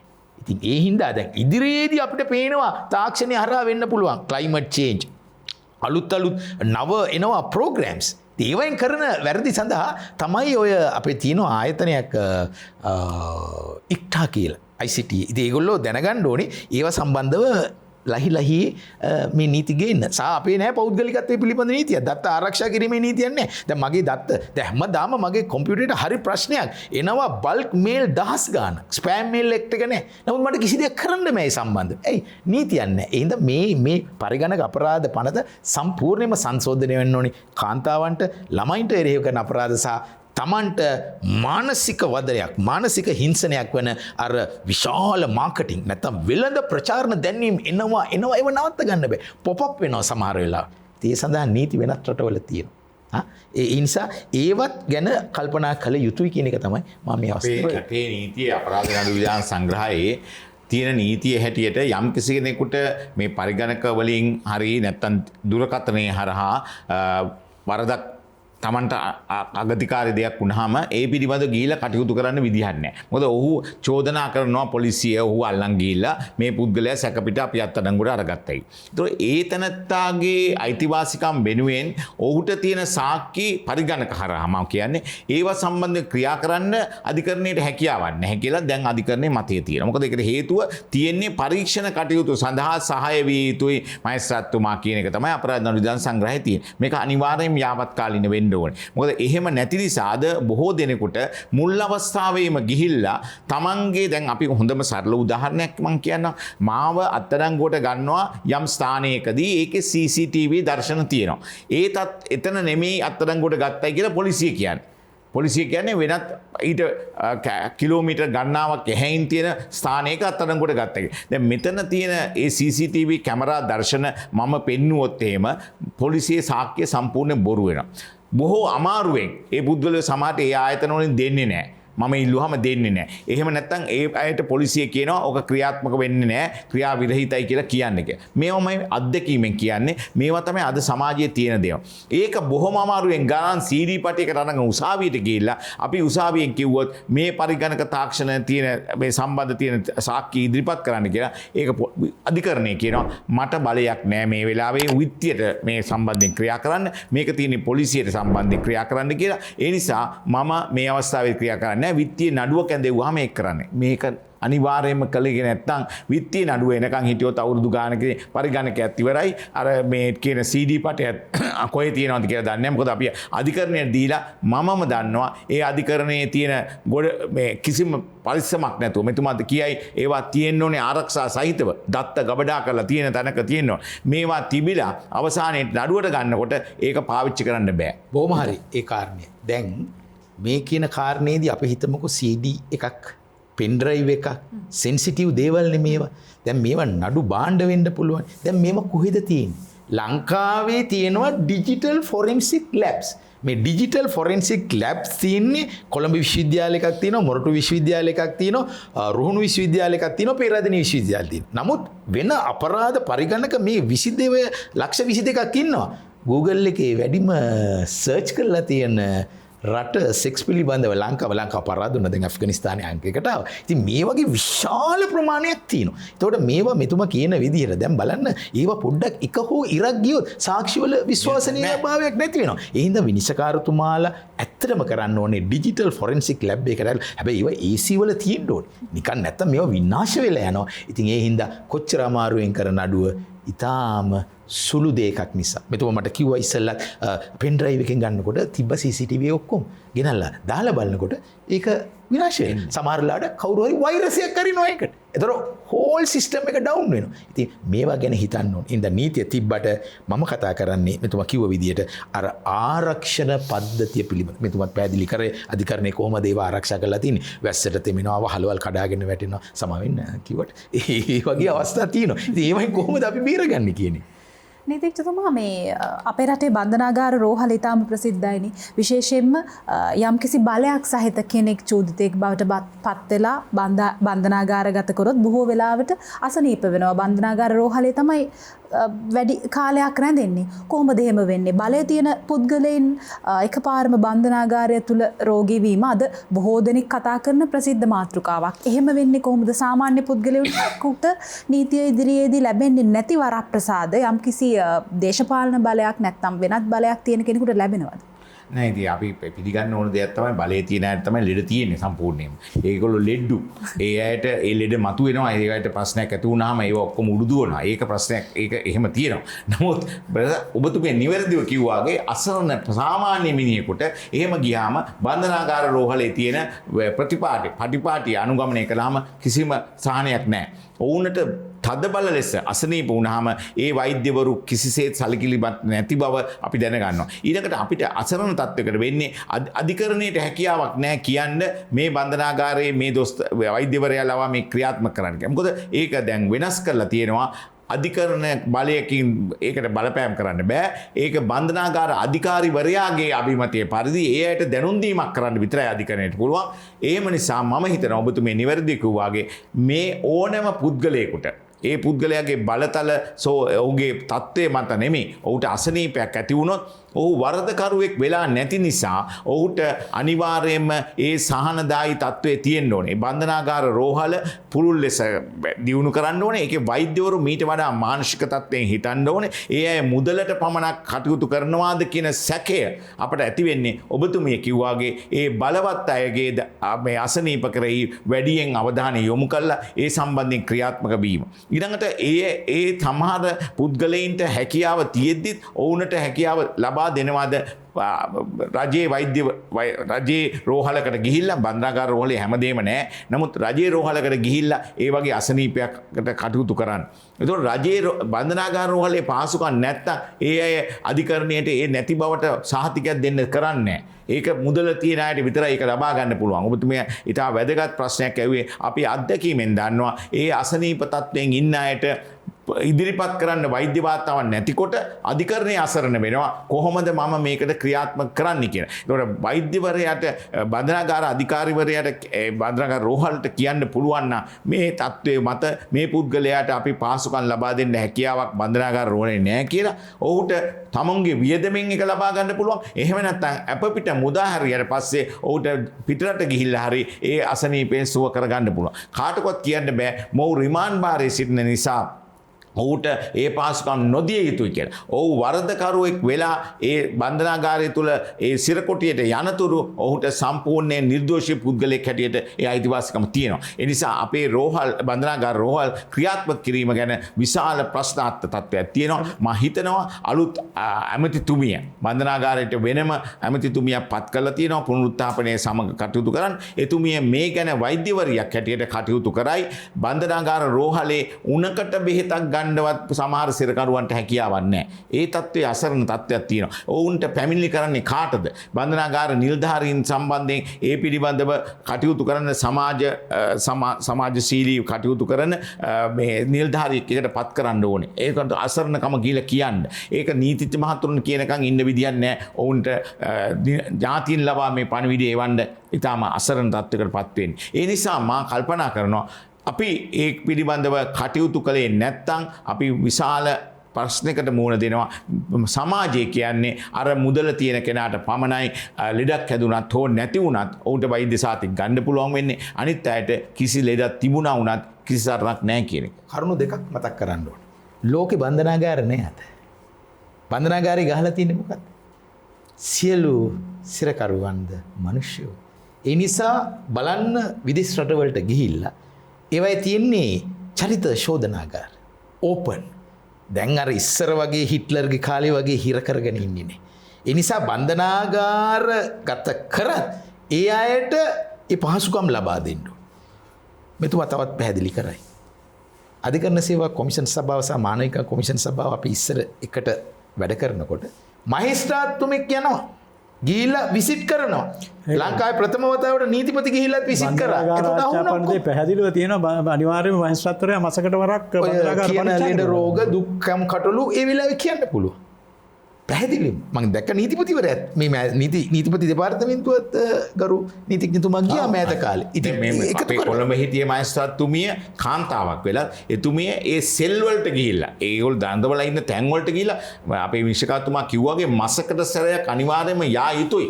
කීයෙන් කී දෙනෙක් පයිසත්තුමාලා එක් කරනවද කියන එක තමයි එතන ගැටලුව තියෙන්නේ. එහෙම ගිහිල්ලා ඒ අයට නීතිඥ සරණ බලා ගන්න බැයි නම් ඒ අය බන්ධනාගාර පනත ඒ කියන වගේ සිරකරුවන් මුදා හැරීමේ පනතක් තියෙනවා. ඒ පනතට ප්‍රකාරව මාස 3කට කාලයක් වුන් රිමාන්ඩ් භාරයේ ඉන්නවනම් අප තියලත් ඒ කියන්නේ සමහර වරදවල් නම් කරලා තියෙනවා. අප නියම කරලා අප තියාගන්න බැරිව මාසක් ඉන්නවනම් ඒ අය ශරීරය අපේ මත මුදා හරින්න ඒ මහේස්ත්‍රාත්තුමාට බලය තියෙනවා. මහේස්ත්‍රාත්තුමාට බලය තියෙනවා. ඒක කරන්නේ කීයෙන් කී දෙනා. ඊළඟ තව ප්‍රශ්නයක් තියෙනවා. සමහර වෙලාවට මහේස්ත්‍රාත්තුමාලා යනවා. ගිහිල්ලා කියනවා ওই කට්ටිය ඉදිරිපත් කරන්න කියලා. ඒ ඉදිරිපත් කිරීමේදී ඒ ඉදිරිපත් කරන්නේ Tamanට මුදල් දෙන අය විතරයි බන්ධනාගාරයේ ඒ ඉන්න නිලධාරීන් ඉදිරිපත් කරන්නේ. මේ ක්‍රමයේ තියෙනවා. දැන් මන් දන්නේ අලුත් නව බන්ධනාගාර අධිකාරිවරයෙක් පත් වෙලා ඉන්නවා. එතුමා අපිත් එක්කත් වැඩ කරලා තියෙනවා. යම්කිසි දර්ශනයක් තියෙන කෙනෙක්. ඉතින් මම හිතනවා ඒ අය ඕවා හඳුනගෙන ක්‍රියාත්මක වුණේ නැත්තම් අර කියන අසරණ තත්ත්වයට පත් වෙනවා.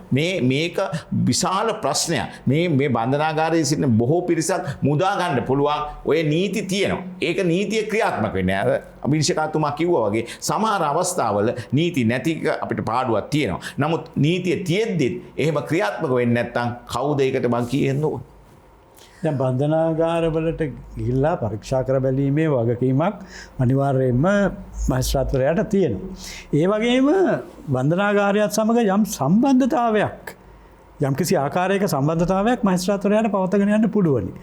මට ඒකට අත්දැකීම් තියෙනවා. මොකද මම මාතර මහේස්ත්‍රාත් හැටියට ඉන්න කාලෙදී මාතර බන්ධනාගාරයත් සමග එවැනි සම්බන්ධයක් තිබුණා. ඒ කියන්නේ මොකද මේ වෙල්ෆෙයාර් සොසයිටිස් තියෙනවා. ඊළඟට සුබසාධක නිලධාරියෙක් ඉන්නවා බන්ධනාගාරවල. ඒ බන්ධනාගාර නේවාසිකයින් පිළිබඳව කටයුතු කරන්න. එතකොට මේ ස්වේච්ඡා සංවිධාන සමහරවිට මේ සිරකරුවන් අතර රැඳවියන් සම්බන්ධ අතර යම් උත්සව සංවිධානය කරනවා. දැන් මට මතකයි මම මාතර මහේස්ත්‍රාත්වයේ ඉන්න කාලේ මම ඇත්තටම ඔය විසිට් කරන එක කළා. ගිහිල්ලා පරීක්ෂා කරලා බලලා එක එක්කෙනාගේ දුක් ගැන විලි අහලා ෂෙල්ස් ඇතුළට ගිහිල්ලා ඒවල පහසුකම් බලලා බන්ධනාගාර රෝහල් පරීක්ෂා කරලා බලලා ඒව කළා. වාර්තාවක් සකස් කරලා යවන්න ඕනේ.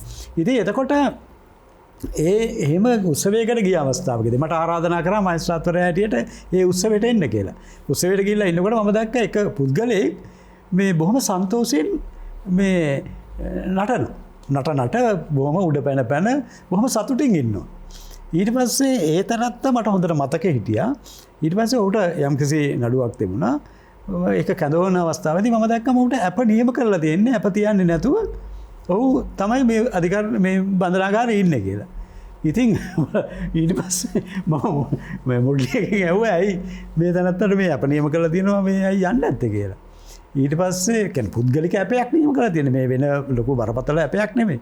එතකොට මුඩලිය කිව්වේ මේ ස්වාමිනී බන්ධනාගාරයේ කෑම රහයිනේ දැන් කියලා. හරි ඒක ඇත්ත කතාව. ඒක වෙලා තියෙන අර පිරිස වැඩි හින්දා මිසක් ඒ දේ බන්ධනාගාර අධිකාරීවරයා ඉන්න අධිකාරීවරයා කාලා බලලා තමයි ඉස්සර අර රජුරවන්ට දෙන්න ඉස්සෙල්ලා මේ අමාත්‍යවරයා බලනවා වගේ රස බලන්න වෙනම හිටියනේ. ඒ වගේ බන්ධනාගාරයේ ඒ කෑම එක සිරකරුවට දෙන්නේ. මෙතුමා කිව්වාගේ බෝඩ් එකට හරියන්න. ඒ කියන්නේ සිරකරුවෝද මිනිස්සුયો කියන සැලකිල්ල මත ඒව පාවිච්චි කරලා හොඳ ආහාර වේලක් දෙනවා.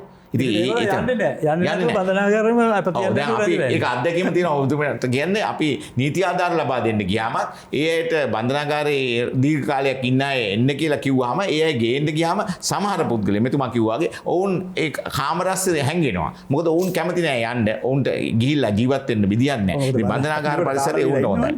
එහෙම කට්ටියකුත් වෙනම ඉන්නවා. එහෙම නැතුව විශාල පිරිසක් ඉන්නවා Tamanට කොයි වෙලාවෙ මෙතනින් යන්න ඕනේද කියලා. ඒකෙදී අපිට තියෙන වැදගත් දේ තමයි අර පනත තියෙද්දි අපි ඒක ගිහිල්ලා ක්‍රියාත්මක කරලා ඔවුන් මුදා හරිනවා කියලා. ඊළඟ තව අපේ නීතියම තියෙනවා මරණීය දඬනයෙන් ලක් වෙන්න හෝ අපි කියනවා ජීවිතාන්තය දක්වා සිරදඬුවම් ලබන අයට ඒ අවුරුද්දක කාලයක් රිමාන්ඩ් භාරයේ සිටියාම එවැනි වරදක් සම්බන්ධයෙන් නීතිපතිතුමා විශේෂ වෙනම මහාධිකරණයේ නියෝගයක් ගෙනාවේ නැත්නම් ඔහුට අනිවාර්යෙන් අපදිය යුතුයි කියලා. මෙහෙම තියාගන්න බැරුව කොච්චර පිරිසක් ඇතුලේ ඉන්නවද? මොකද ඒකට හේතුව සමහර දැන් මුදල් තියෙන කට්ටිය නීති මහතුරු හරහා ඉල්ලීම් කරනවා.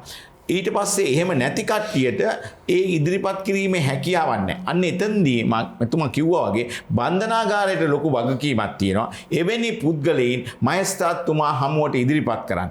මේ පුද්ගලයා මගේ දැනුම හැටියට නම් මම කියන්නේ මහේස්ත්‍රාත්තුමා අවුරුද්දකින් පස්සේ නීතිපතිතුමාගේ නියෝගයක් නැත්තම් එහෙමත් නැත්තම් නියෝගයක් තිබිලා වුණත් අවුරුදු 2ක් සම්පූර්ණ වෙලාවේදී ඔව් කොමිටලයක් අත්සන් කරනවා නම් මහේස්ත්‍රාත්තුමා වැරදි.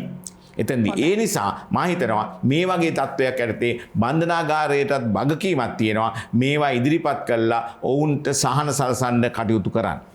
හොඳයි අපි සූදානම් වෙන්නේ කාලාත්‍රේ කතා බහ තුලින් විරාමයක් ලබා ගන්න. මේ අපේ අවසන් විරාමය. විරාමෙන් අනතුරුව අපි නැවතත් කතා කරමු මේ ගැන.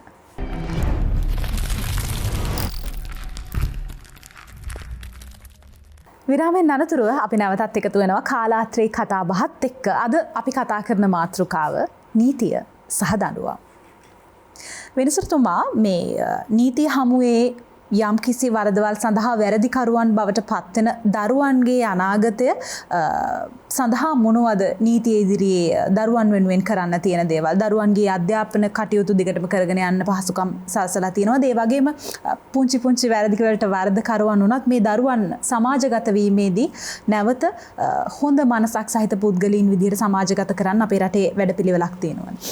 ඔව් දැන් මෙහෙම දෙයක් තියෙනවා. දැන් පිළිගැනීම කියන්නේ පිළිගැනීම එක තමයි නීතියෙනුත් පිළිගන්නා දේ තමයි දරුවන්ගේ යම්කිසි ප්‍රදේශයක දරුවන්ගේ ඉහළම භාරකාරයා වෙන්නේ මහේස්ත්‍රාත්වරයා. කියන්නේ ඒ කියන්නේ මහේස්ත්‍රාත්වරයා තමයි භාරකරුවා. ඔහු ඒ දරුවන් පිළිබඳව යම් යම් තීන්දුව తీරන ගැනීම ඔහුට පැවරෙන්නේ ඒ නිසායි. ඉතින් ඒ නිසා දැන් හුඟක් වෙලාවට දරුවෙක් අධිකරණයට ඉදිරිපත් කරපුවාම ඔහු විවෘත අධිකරණයට ඉදිරිපත් කරන්න ඉඩ නොදිය යුතුයි. ඒ කියන්නේ විවෘත අධිකරණයට දරුවෙක් ඉදිරිපත් කිරීම ඒ දරුවාගේ අනාගතයට බලපාන කාරණයක්. දැන් ඒ නිසා හුඟක් වෙලාවට දරුවන් ඉදිරිපත් කරන්නේ නිල කාමරයට. ඒ නිල කාමරය කියන්නේ මොනම තත්ත්වයන් යටතේ වුණා. දැන් එවැනි එලෙස ඉදිරිපත් කරන දරුවන්ව ඔවුන්ගේ සුබ සාධනය සැලසීම සඳහා මහේස්ත්‍රාත්වරයෙකුට කළ හැකි ගත හැකි ක්‍රියාමාර්ග ගණනාවක් තියෙනවා. උඩ බලම් පරිවාස වාර්තාවක් ඇඳවන්න මේ දරුවන් සම්බන්ධයෙන්. එතකොට ඊළඟට ඒ පරිවාස වාර්තාව අනුව දැන් යම් ලෙසකින් දෙමව්පියන් භාරයේ සිටීම දරුවාගේ ජීවිතයට ඔහුගේ පැවැත්මට අනතුරක් නම් ඒ දරුවන්ව ළමා නිවාසවලට යොමු කරන්න මහේස්ත්‍රාත්වරයාට පුළුවන්. ඒ කියන්නේ ඒ නිසා තමයි කියන්නේ මහේස්ත්‍රාත්වරයා තමයි ප්‍රධාන භාරකාරයා වෙන්නේ ඒ දරුවන්ගේ. ඒක ඊටම වැදගත් දෙයක්නේ. දරුවන්ගේ ප්‍රධාන භාරකාරයා කියන්නේ විනිශ්චයකාරයා වීම. ඒ නිසා ඔහුට ඊටම විශාල වගකීමක් තියෙනවා මේ දරුවන්ගේ මේ ආරක්ෂාව, සුබ සාධනය. ඒ නිසා ඒ සඳහා ආයතන තියෙනවා. ඒ පරිවාස නිලධාරීන් පත් කරලා තියෙන්නේ පරිවාස දෙපාර්තමේන්තුව, ළමා ආරක්ෂක දෙපාර්තමේන්තුව මේ ස්ථාන වලින් වාර්තා කරනවීමෙන් ඔවුන්ගේ පවුල් පසුබිම හොයා ගැනීම. එතෙක් දැන් ළමයෙකුට යම්කිසි ළමයෙක් කරන ලද අපරාධයක් හෝ ළමයෙකුට යම්කිසි අපරාධයක් සිද්ධ වෙලා තියෙන අවස්ථාවකදී අධිකරණය හුඟක් වෙලාවට මැරි වෙනවා ආපහු ඔහුව නිවසට යවන්න. මොකද එතන ආරක්ෂාවක් නැති නිසා. ඒ නිසා හැකිතාක් වාර්තා කරනවීමෙන් පස්සේ තමයි එහෙම දරුවන්ව ආපහු නිවසට යවන්නේ. ඉතින් ඒ නිසා ඒ සඳහා සම්පූර්ණ වගකීම මහේස්ත්‍රාත්වරයාට පැවරෙනවා. ඒ වගේම ඊට ගත හැකි ක්‍රියාමාර්ගයක් තියෙනවා. ඉතින් ළමා නිවාසයට යොමු කරන එක තමයි කරන්න පුළුවන් වෙන්නේ. දැන් හුඟක් වෙලාවට දැන් නමුත් මට අත්දැකීම් තියෙනවා සමහර ළමා නිවාසවලට යොමු කළාට මේ දරුවන්ට එතනින් සාධාරණයක් ඉෂ්ට වෙන්නේ නැහැ කියලා. ඊට වැඩි අපයෝජනද මට මතකයි ළමා නිවාසයක ඉඳලා පැනලා ගිය ගෑනු දරුවන් දෙන්නෙක් මට ඉදිරිපත් කරා. ඉතාම හිතුවක්කාර විදිහට හැදිලා තියෙනවා. මොකද ළමා නිවාසයේ පාලනය නිසා උන්ගේ චරිතය තව තවත් විකෘති තත්ත්වයට පත් වෙලා. ඊට පස්සේ මම කිව්වා මේ ඇයි මෙහෙම කරන්නේ, මම ආපහු ඔබව ළමා නිවාසයට යවනවා දැන් ආයේ කියලා. ඊට පස්සේ කිව්වා ඉතින් යවුවට කමන්නේ අපි ආයෙත් පැනලා යනවායි කියලා. ඔක තව පැත්තක් තියෙනවා. දැන් එක වරදකට තමයි යන්නේ. එළියට එන්නේ වැරදි ඔක්කොම කරන හැටි ඉගෙනගෙන. එතකොට මේක නිකන් ට්‍රේනින් සෙන්ටර් එකක්. සමහර වෙලාවට මහේස්ත්‍රාතුමාටත් කරන්න දෙන්නේ ළමයින් වරින්න ළමා නිවාසනේ. එතකොට ළමයිනුත් අර ඉන්න වැඩිහිටි බන්ධනාගාර ගත වෙලා ඉන්න සිරකරුවත් එක දානවා. එතකොට ළමයාගේ මනස සම්පූර්ණයෙන්ම දූෂණය වෙනවා. ට්‍රේනින් වලට එසේ නොකළ යුතුයි. නමුත් ඒව කරන අවස්ථාව වල තරම් තියෙනවා. අපිට අහුවෙලා තියෙනවා ඒක කරන්නේ. මොකද යන්න තැනක් නැහැ, ඉඩ නැහැ. එතකොට සමහර ලාවට මේ බස්වල පවා ගෙනියනවා. ඒක නොකළ යුතුයි. නමුත් එතනදි වෙන්නේ මොකද්ද? ළමයා තනි කරම අර සැකකරුවෝ නෙමෙයි මම කියන්නේ අපරාධ කරුවොත් එක දැම්මට පස්සේ ඒ ළමයා හොඳට ට්‍රේනින් එකක් අරන් එන්නේ. එතකොට මෙයාව පාවිච්චි කරනවා පාතාලේ ඉන්න අය. මෙයා ඕන දෙයක් කරනවා ඊට පස්සේ. ඉතින් ඒවා සම්පූර්ණයෙන්ම වර්ගීකරණයක් කරන්න ඕන. මම දන්නේ බන්ධනාගාරයට සම්පත් තියනවද මේ සම්බන්ධව කියලා. ඒ වුණත් ඒක නිසා තමයි අර මම කියන කරෙක්ෂන් සෙන්ටර්ස් කියන සංකල්පය අදට අවශ්‍ය වෙනවා. ඔබ දැක්ක 1971 කැරල්ලෙන් පස්සේ සියලුම බොහොම සිරකරුවෝ ගෙනල්ලා ඕපන් එයා ඒකෙන් බිහි වෙච්ච මහාචාර්යවරු පවා අද ඉන්නවා. ඉතින් එතනදී ඒ අයට පුළුවන් වුණා ශ්‍රී බණ්ඩාරනායක මැතිනියට ඒගොල්ලන්ගේ පුනරුත්ථාපනය කළා හොඳ රටට හිතවත් පිරිසක් බිහි කරන්න. ඒක කැරැල්ල වෙනම කතාවක්, අපරාධ වෙනම කතාවක්. නමුත් ඔබ දන්නවද බන්ධනාගාරයේ ඉන්න සමහර අය මාස්ටර්ස් උපාධිය පවා කරලා තියෙනවා. උපාධි ඉහළින්ම කරලා තියෙන අය ඉන්නවා. හොඳට සමත් වෙච්ච ඒ ලෙවල් අය ඉන්නවා. ඉතින් ඒ ගැනත් යම් කිසි ආකාරයේ අධ්‍යයනයක් කරනවා නම් හොඳ සහ නරක දෙකට තියෙනවා. හොඳට වඩා වැඩිපුර නරක තමයි මෙතන දෙන්නේ. මොකද අර එතනට ගියාට පස්සේ යාව ඊට පස්සේ යූස් කරනවා වෙන අය. ඒ විතරක් නෙමෙයි දැන් නම් ඔය දුරකථන විශාල සංඛ්‍යාවක් අහු වෙනවා. එළිය ඉඳගෙන ඒ අය මෙහෙවනවා. ඩැනි හිත්තටිගේ ඝාතනය ගත්තාම මීගම්බෝ බන්ධනාගාරයෙන් දැන් තමයි ඔක්කොම වෙලා තියෙන්නේ. එතකොට ඒවා තියෙන අවස්ථා නැති කළ යුතුයි. නමුත් ඒ දේවල් දැන් සම්පූර්ණයෙන් කරගෙන යන බව තමයි පෙනෙන්නේ. නීතිඥතුමා මේ අපේ රටේ ප්‍රධාන නීතියක් ක්‍රියාත්මක වෙද්දී අවශේෂ නීතියනුත් තියෙනවා. සමහර ජනවර්ග සඳහා විවිධ ආගම් සඳහා නීති තියෙනවා. ඒ වගේම මේ විශේෂයෙන්ම කාති උසාවි මුස්ලිම් ප්‍රජාව සඳහා වෙනත් නීති, ශාරියා නීති, මෙහෙම නීති රටක් ඇතුලේ ක්‍රියාත්මක වෙන්න පුළුවන්ද? ප්‍රධාන නීතියක් තියෙද්දී ඇයි අවශේෂ නීතින් ක්‍රියාත්මක වෙන්නේ? ඔව් දැන් මම හිතනවා ඒක හඳුනාගෙන තිබෙනවා මේ රජයේ විසින් යවන ප්‍රධාන මාතෘකාව වෙලා තියෙන එක රටක් නීතියක් කියන එක. ඉතින් එතනදී විශේෂයෙන්ම සමහර දේවල් තියෙනවා. ඒ දේවල් සම්බන්ධව පුළුල් කතිකාවතකින් තමයි කතිකාවතකට ගිහිල්ලා තමයි ඒවා කරන්න ඕනේ. අපේ වැරද්දක් තියෙන්නේ ඔය වගේ ප්‍රශ්නයක් ඇති වුනහම එක පාටම ඒකට ක්ෂණික ප්‍රතිකර්මයක් දෙන්න හදනවා. ඒකෙන් භයානක ප්‍රතිකර්ම ඇති වෙන්න පුළුවන්. ඒ නිසා මේ ගැන පුළුල් ලෙස කතිකා කරන්න ඕනේ. හැබැයි කාති අධිකරණ සම්බන්ධව ඉතාමත්ම කනගාටුදායක තත්ත්වයක් තියෙන්නේ. මොකද ඒ කාති අධිකරණ වලට යන කාන්තාවන් මුස්ලිම් කාන්තාවන් ඔවුන් පැහැදිලිව කියන්නේ ඔවුන්ට යුක්ති ඉෂ්ට වෙන්නේ නැහැ කියලා. ඉතින් මේ ගැන අපි කතා කරන්න ඕනේ. ඒ සාමාන්‍ය නීතිය තත්ත්වයට ගන්න පුළුවන්ද කියලා. ඊට අමතරව තේසවලාමේ තියෙන නීතිය සම්බන්ධ දේපළ වලට අදාළව ඒක තියෙන්නේ. ඉතින් ඒ නීතිය සම්බන්ධව අපි වෙනස්කම් කරනවා නම් අපිට ඒක එක රැයකින් එක ක්ෂණයකින් කියලා ඉවරලා අපේ න්‍යායට අනුව ඒක කරන්න ඕනේ කියලා එහෙම කරන්න නරකයි. ඒ පිළිබඳව අපිට මෙච්චර කාලයක් ආව නිසා ඒ පිළිබඳව මේ තත්ත්වයෙන් අපි ලදපු අත්දැකීම් නිසා මේ දේවල් ගැන අපි සාකච්ඡා කරලා ඉවර වෙලා ඒ පිළිබඳව වෙනත් වෙනස්කම් ඇති කරන්න අවශ්‍ය නම් ඒවා කරලා තමයි අපි ඒ නීතිවල වෙනස් කිරීම ඇති කරන්න ඕනේ කියන එක මම කල්පනා කරනවා. කෙසේ වෙතත් අපේ නීතිවල තව තියෙන දෙයක් තමයි එක එක අංශවලට වැඩිහිටියන් සම්බන්ධව ওই නීති තියෙන අතරතුර ළමන් සම්බන්ධව වයස අවුරුදු 14න් පහළ සම්බන්ධ තත්ත්වය ගැන අපේ නීතිය කියනවා ඒ සම්බන්ධයෙන් ක්‍රියාත්මක කරන්නේ කොහොමද කියන එක. ඊට පස්සේ මෙතුමා කිව්වාගේ ළමුන් සම්බන්ධව විශේෂයෙන්ම කටයුතු කරනකොට ළමුන්ට අධ්‍යාපනය ලබා දෙන එක ඔබතුමී ඇහුව දේ ඉතා වැදගත් දෙයක්. ඒක නිසා අපි මේ හුදෙක් මහේස්ත්‍රාත්තුමන්ලත් ඒක අවබෝධ කරගන්න ඕනේ. මේ පුද්ගලයා රිමාන්ඩ් භාරයට පත් කරන එක. අපි කියමු යම් වයස සීමාවකින් එහාට තාරුණ්‍යයට එන අයට වුණත් හුදෙක් රිමාන්ඩ් භාරයට පත් කළා අපි හිතනවා නම් මගේ කර්තව්‍ය ඉෂ්ට වුණා කියලා ඒක වැරදි. ඒ පිළිබඳව අපේ අධිකරණ අමාත්‍යාංශයට සම්බන්ධ විවිධ නිලධාරීන් ඉන්නවා.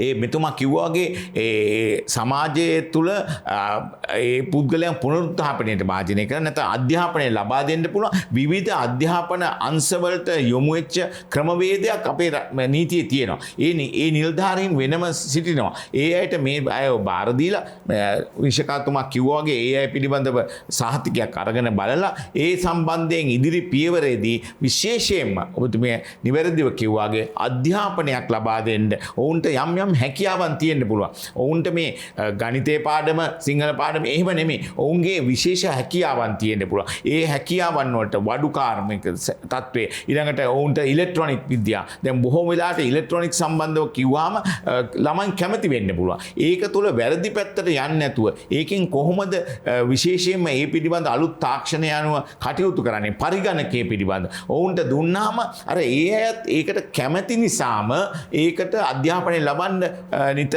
නිතරම පුරුදු වෙන්න පුළුවන්. අනිත් ඔවුන් ඉන්නේ රජයෙන් කාලා බීලා හොඳට නිදහසේ ඉන්නේ. කවුරුත් ඒ අයට බලපෑම් කරන්න නැහැ. මේ පාඩම් කරන්න කියලා බලපෑමක් නැහැ. එතකොට ඒ අයට මේ ගෙදර වැඩ කරන්න කියලා බලපෑමක්. ඒ නිසා ඔවුන්ට සුදුසු මානසික තත්ත්වයක් තිබ්බොත් මම හිතනවා ඔවුන් ඒ අධ්‍යාපන කටයුතු හොඳින් කරාවිය කියලා යම් අවස්ථාවක ඒ වරදට සම්බන්ධව හෝ ඔවුන්ට අප ලැබුණු අවස්ථාවක ඔවුන් එළියට ඇවිල්ලා අර වැරදි මාර්ගයට යොමු වෙන එක නවතිනවා කියන එක මම හිතනවා. ඉතින් මේ දේවල් ගැන බලධාරීන් මේ ෂණිකව ක්‍රියාත්මක වෙන්න ඕනේ. මේවා ගැන හුඟක් වෙලාවට අපි කතා කරනවා විතරයි. සම්මන්ත්‍රණ වලට ගිහිලා අපි මේ ගැන සාකච්ඡා කරනවා. මොකද සමහර ආයතන වලින් අපිට වියදම් කරන නිසා අපි ඒකට සම්මන්ත්‍රණ පවත්වලා කාලා බීලා හොඳට සාකච්ඡා කරලා යනවා. නමුත් ඒවා ක්‍රියාත්මක වෙනවා. මහ පොළොවේ පැල කරන්න ඕනේ. මේ පිළිබඳ නීති කෙටුම්පත දෙපාර්තමේන්තුව ක්‍රියාත්මක වෙන්නේ අවශ්‍ය වෙලාවට ඒ අමාත්‍යවරයා හෝ ඒ අදාළ අමාත්‍යාංශයෙන් බල කළාම නීතිපති කෙටුම්පත් දෙපාර්තමේන්තුව අවදි වෙනවා. එතකන් ඒක නිද්‍රාගත වෙලයි. එහෙම කරන්න බෑ.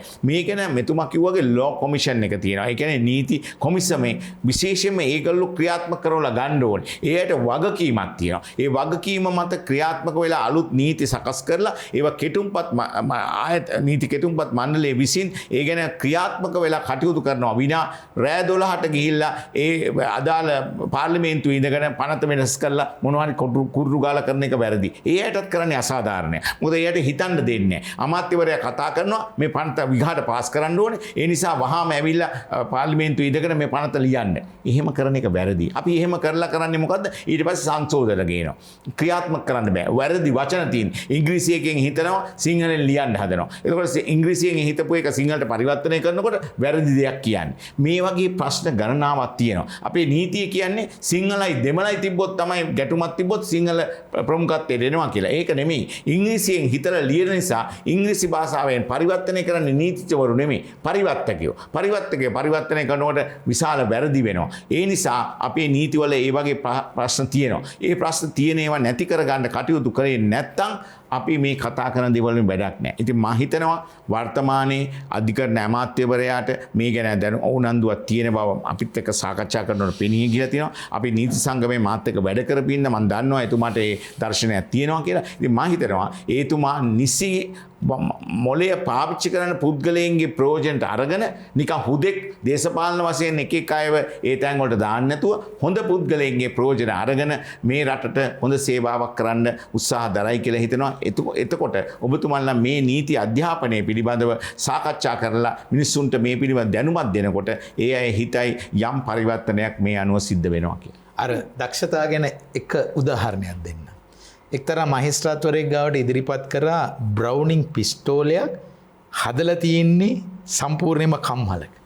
එතකොට ඔරිජිනල් එක මුල් බ්‍රවුනින් පිස්තෝලේ හදපු පිස්තෝලේ ගෙනා. දෙක සංසන්ධනය කරලා බලනකොට ගරු මහේස්ත්‍රාත්තුමාටත් හොයාගන්න බෑ මොකක්ද කම්හලේ හැදුවේ මොකක්ද ඇමරිකාවේ ඔරිජිනල් එකේ හැදුවේ. ඒක කරන්න දෙයක් නෑ. ඒක වරද. ඒ වගේ දක්ෂකම් තියෙන බොහොම පුද්ගලයන් නොමගට ගිහිල්ලා අධිකරණවල නෙමෙයි බන්ධනාගාරවල ඉන්නවා. ඒ අය ගැන සලකා බලන්න ඕනේ. එහෙම නෑ. ඒ දැන් බලන්නකො ගොඩාක් වෙලාවට නිග්‍රහ කරනවා නෙමෙයි. දැන් චීනයේ ඉන්න බොහොම සිරකරුවෝ වෙනත් රටවල ඉන්න කම්පැනිස් වල ගිහිල්ලා ඒගොල්ලෝ වැඩ කරනවා. ඒගොල්ලෝ යමක් ගන්නවා, උපයා ගන්නවා. ඉතින් ඔතන තියාගෙන ඉන්නවට වඩා 16000 යම් කිසි දෙයකට පුනරුත්ථාපනය කළා ඒගොල්ලන්ව ආර්ථිකයට ගන්න පුළුවන්. මගේ කරන යෝජනා, මගේ පෞද්ගලික යෝජනා ඒක ගොඩක් වැදගත් වෙයි කියලා. මිනිසුරුතුමා අපිට මේ සමුගෙන යන්න වැඩසටහන අවසන් කරන්න පුංචි වෙලාවක් විතරයි තියෙන්නේ. හැබැයි ලංකාවේ නඩු ගැන කතා කරද්දී බොහෝ දෙනෙක් කියනවා නඩුවලට විසඳුමක් තීන්දුවක් ලැබෙන්න ගත වෙන කාලය පිළිබඳව. මේ කතාව බොහොම පොදු වෙනවා විශේෂයෙන් ඉඩම් නඩු ගද්දී. ඒ වගේම සමහර නඩුවල චෝදිතයන්ට දඬුවම ලබා දෙද්දී වරද කරලා තියෙන්නේ අවිවාහක කාලේ. දඬුවම ලැබෙන්නේ විවාහ වෙලා දරුවන් ඉද්දී. එතකොට ඒ දඬුවම ඔහු සිරගතව විඳිනකොට දරුවන් සහ බිරිඳ ඒත් එක්කම ඔහුගේ පවුල නිවසට වෙලා දඬුවම් ලැබෙනවා. නොකරපු වරදකට, කාගේවත් වරදකට නඩුවල තීන්දුව ලැබෙන එක ප්‍රමාද වීම ලොකු ගැටලුවක්. මේ සම්බන්ධව කවුරුත් කටයුතු කරන්නේ නැද්ද? ඔව් ඇත්ත වශයෙන්ම ඒකට වගකිවිය යුතු පාර්ශව ගණනාවක් ඉන්නවා. එකක් ප්‍රධාන වශයෙන්ම වග කියන්න ඕනේ විචකාරවරුන්ගේ මූලික වගකීමක් තමයි නඩු කටයුතු ප්‍රමාද වීම. මොකද දැන් සාමාන්‍යයෙන් කීමට කියන්නේ නීතිය ප්‍රමාද කියන්නේ මේ යුක්තිය ඉටුවීම ප්‍රමාද වීම යුක්තිය ඉටු නොවීමක් කියලා. ඒ කියන්නේ ඒ ප්‍රමාද වීමම අයුක්ති සහගත කාරණයක්. මේ නිසා හැකිතාක් හැබැයි තව කාරණයක් තියෙනවා. නීතිය ඕනෑවට වඩා ඉක්මනින් ඉටු කරන්න ගියොත් එතනදී සිද්ධ වෙන්නේ අයුක්ති සහගත දෙයක්. ඒ කියන්නේ ඉක්මන් කිරීම සහ ප්‍රමාද කිරීම කියලා කියන දෙකම වැරදි. දැන් මෙතනදී ප්‍රධාන වශයෙන්ම විශ්ෂකාරවරතුමාගේ වගකීමක් තියෙන වගේම අනිත් පැත්තෙන් නීතිඥ මණ්ඩලයටත් වගකීමක් පැවරෙනවා. මොකද හැබැයි දින නෑ ඔව් එතකොට දින ඒ කියන්නේ මම දන්නා විශ්ෂකාරවරයෙක් හැටියට හිටපු නිසා සමහර දවස්වලට සමහර නීතිඥ මහත්වරුන්ට කැස්සක් හැදෙනවා. කහිනවා සමහර අය. ඒකට අනිත් නීතිඥ හුඟක් අය ඒකට පැට බැදලා තියෙන නම තමයි ඩේට් කැස්ස කියලා. ඒ කියන්නේ දැන් දිනයක් ගන්න තමයි මේ අසනීපයි කියලා දිනයක්. කියන්නේ මම මේ කියන්නේ කිසිම මේ කාටවත් දෝෂාරෝපණයකටවත් මේ කියන කතාවක් නෙවෙයි. දැන් මේ වගකීම විෂකාරවරුන්ට වගේම නීතිඥවරුන්ට වගේම එහෙම තියෙනවා. හැබැයි ඉතින් නඩු කටයුතු ප්‍රමාද වීම සමහරවිට ඒ නඩු කටයුතු වල ස්වභාවය අනුවත් සිද්ධ වෙනවා. ඉතින් ඒකට යම්කිසි ඇත්ත වශයෙන්ම ක්‍රමවේදයක් සකස් කරගන්න ඕනේ. මොකද දැන් ගොඩක් වෙලාවට සිවිල් නඩු තමයි මේ පිළිබඳව මේවා වෙන්නේ. ඒ වගේම අපරාධ නඩුත් ඔබ කිව්වා වගේ හරිය යුක්තිය ඉෂ්ට වෙනකොට සමහර ලාවට ඊටාම කාලයක් ගත වෙලා ඉතින් ඒකට වග කියන්න ඕන දැන් රස පරීක්ෂක දෙපාර්තමේන්තුව. දැන් රස පරීක්ෂක වාර්තා ප්‍රමාද වීම නිසා නඩු එහෙම කල් යනවා. ඉතින් එහෙම කල් ගිහිල්ලා සමහර ලාවට අවසානයේදී රස පරීක්ෂක වාර්තාව අවුරුදු ගා. ඉතින් ඒකටත් හේතුවක් තියෙනවා. උන් කියනවා දැන් මේ ඊයේ පෙරේදත් මම දැක්ක කියලා දෙනවා රස පරීක්ෂක දෙපාර්තමේන්තුවේ අවශ්‍ය නිලධාරීන් ප්‍රමාණවත් පරිදි නැහැ කියලා. සහ ප්‍රමාණවත් පහසුකම් ගැන ගැටලුවක් ප්‍රමාණවත් පහසුකම් පිළිබඳ ගැටලුත් තියෙනවා. ඊළඟට දැන් ඒ නිසා ඒ නඩු කටයුතු ප්‍රමාද වීම සිද්ධ වෙනවා. ඉතින් ඒ ඇත්ත වශයෙන්ම ඒ ගැටලුව තියෙනවා. ඉතින් නමුත් අපි දන්නවා මේ වෙනත් රටවල් වල මේ ගැටලුව නැහැ. මේ ගැටලුව කියන්නේ යම්කිසි අපරාධයක් සිද්ධ වුණොත් වහාම ඊටාම කෙටි කාලයක් තුල ඒක විසඳලා මේ දඬුවම් නියම කරලා මේ ඒක අවසන් කරනවා. නමුත් අපේ රටේ දැන් ඒකට හේතුවක් තමයි දැන් විශේෂයෙන්ම සිවිල් නඩු. ඇත්ත වශයෙන්ම සිවිල් නඩු වල ඔක නැති කරන්න පුළුවන් ක්‍රමය තමයි නඩු විභාග කරන විනිශ්චය මණ්ඩලය විනිශ්චයකාරවරයෙක් ඉස්සරහට එන්න කලින් මූලික කටයුතු වෙනස් ස්ථානයක කිරීම වෙනත් විනිශ්චයකාරවරයෙක් ප්‍රීට්‍රයල් සිස්ටම් එකක් ඇති කරන එක. මොකද කඩදාසි පිළිබඳ ප්‍රශ්නයක් කඩදාසි කියලා කියන්නේ ඔය ලියවිලි ඉදිරිපත් කිරීම.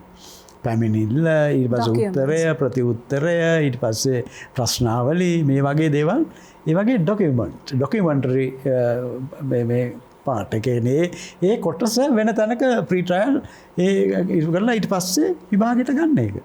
ඉතින් මේ නමුත් අපේ රටේ සිද්ධ වෙන්නේ හුඟක් වෙලාවට එකම විනිශ්චයකාරයා තමයි මේ දෙකම කරන්නේ. ඉතින් ඒ නිසා රෝල කියලා එකක් තියෙනවා. රෝල කියලා එකකට එක දවසක් තියෙනවා. එහෙම නෑ රෝල කියලා කියන්නේ කැඳවන නඩු. සමහර ලාවට එදා දවසක ඊට පස්සේ කැඳවලා ඊළඟට විභාගයට යනකොට දවසෙන් භාගයක් ඉවරයි කැඳවන නඩු වලට.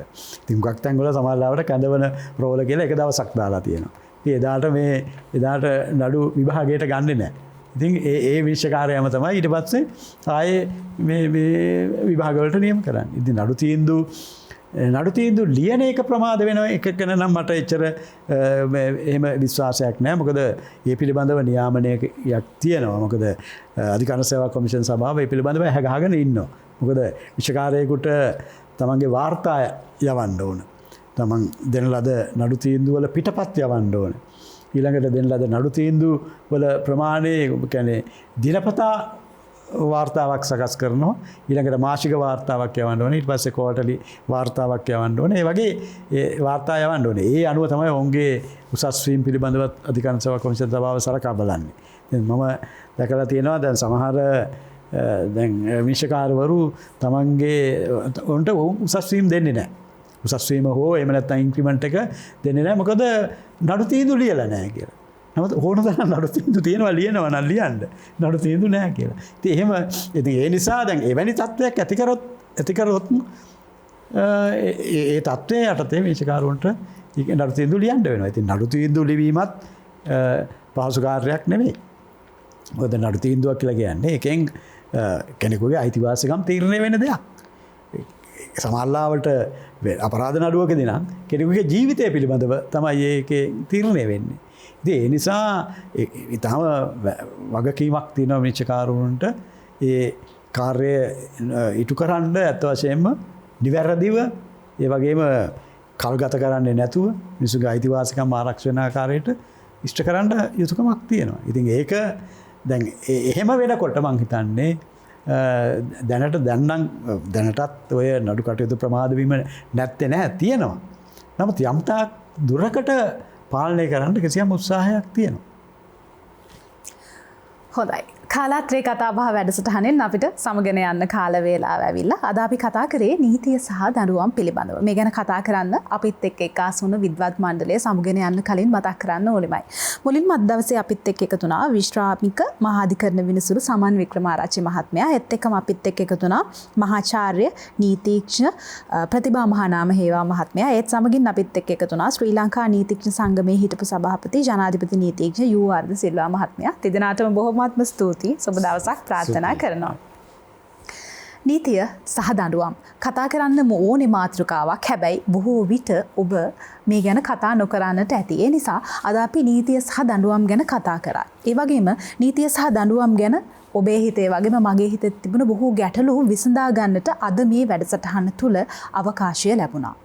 ඔබ හිතනවා නම් නීතිය තුලින් ඔබට හිමි යුක්තිය සාධාරණය පසුදවා ගන්න ඕනේ කියලා ඒ වෙනුවෙන් ඔබ කටයුතු කරන්න ඕනේ. විද්වත් මණ්ඩලය අද අපේ සාකච්ඡාව තුළ ඉස්මතු කර වැදගත්ම කාරණය ඔබට අසාධාරණයක් වෙනවා නම් ඔබ අසාධාරණයට ලක් වෙලා කියලා ඔබ හිතනවා නම් ඔබට සාධාරණය ඉටු කර ගැනීමට රජය විසින් පවත්වගෙන යන ආයතන සඳහා ඔබ යොමු විය යුතුමයි. ඒ ගැන නිරන්තරයෙන් මතකයේ තබා ගන්න. අපි සූදානම් තවත් රාත්‍රියක මෙවැනි කතා කරන්නම ඕනේ මාතෘකාවකුත් අරගෙන ඔබේ නිවහනට එන්න. අපි කතා කරමු තවත් රාත්‍රියක වටිනා තොරතුරු මේ වගේම. ප්‍රාර්ථනා කරනවා අදත් සමුගන්නා මොහොතේ ඔබට සෝදායි දවසක්. ආයිබෝවන්.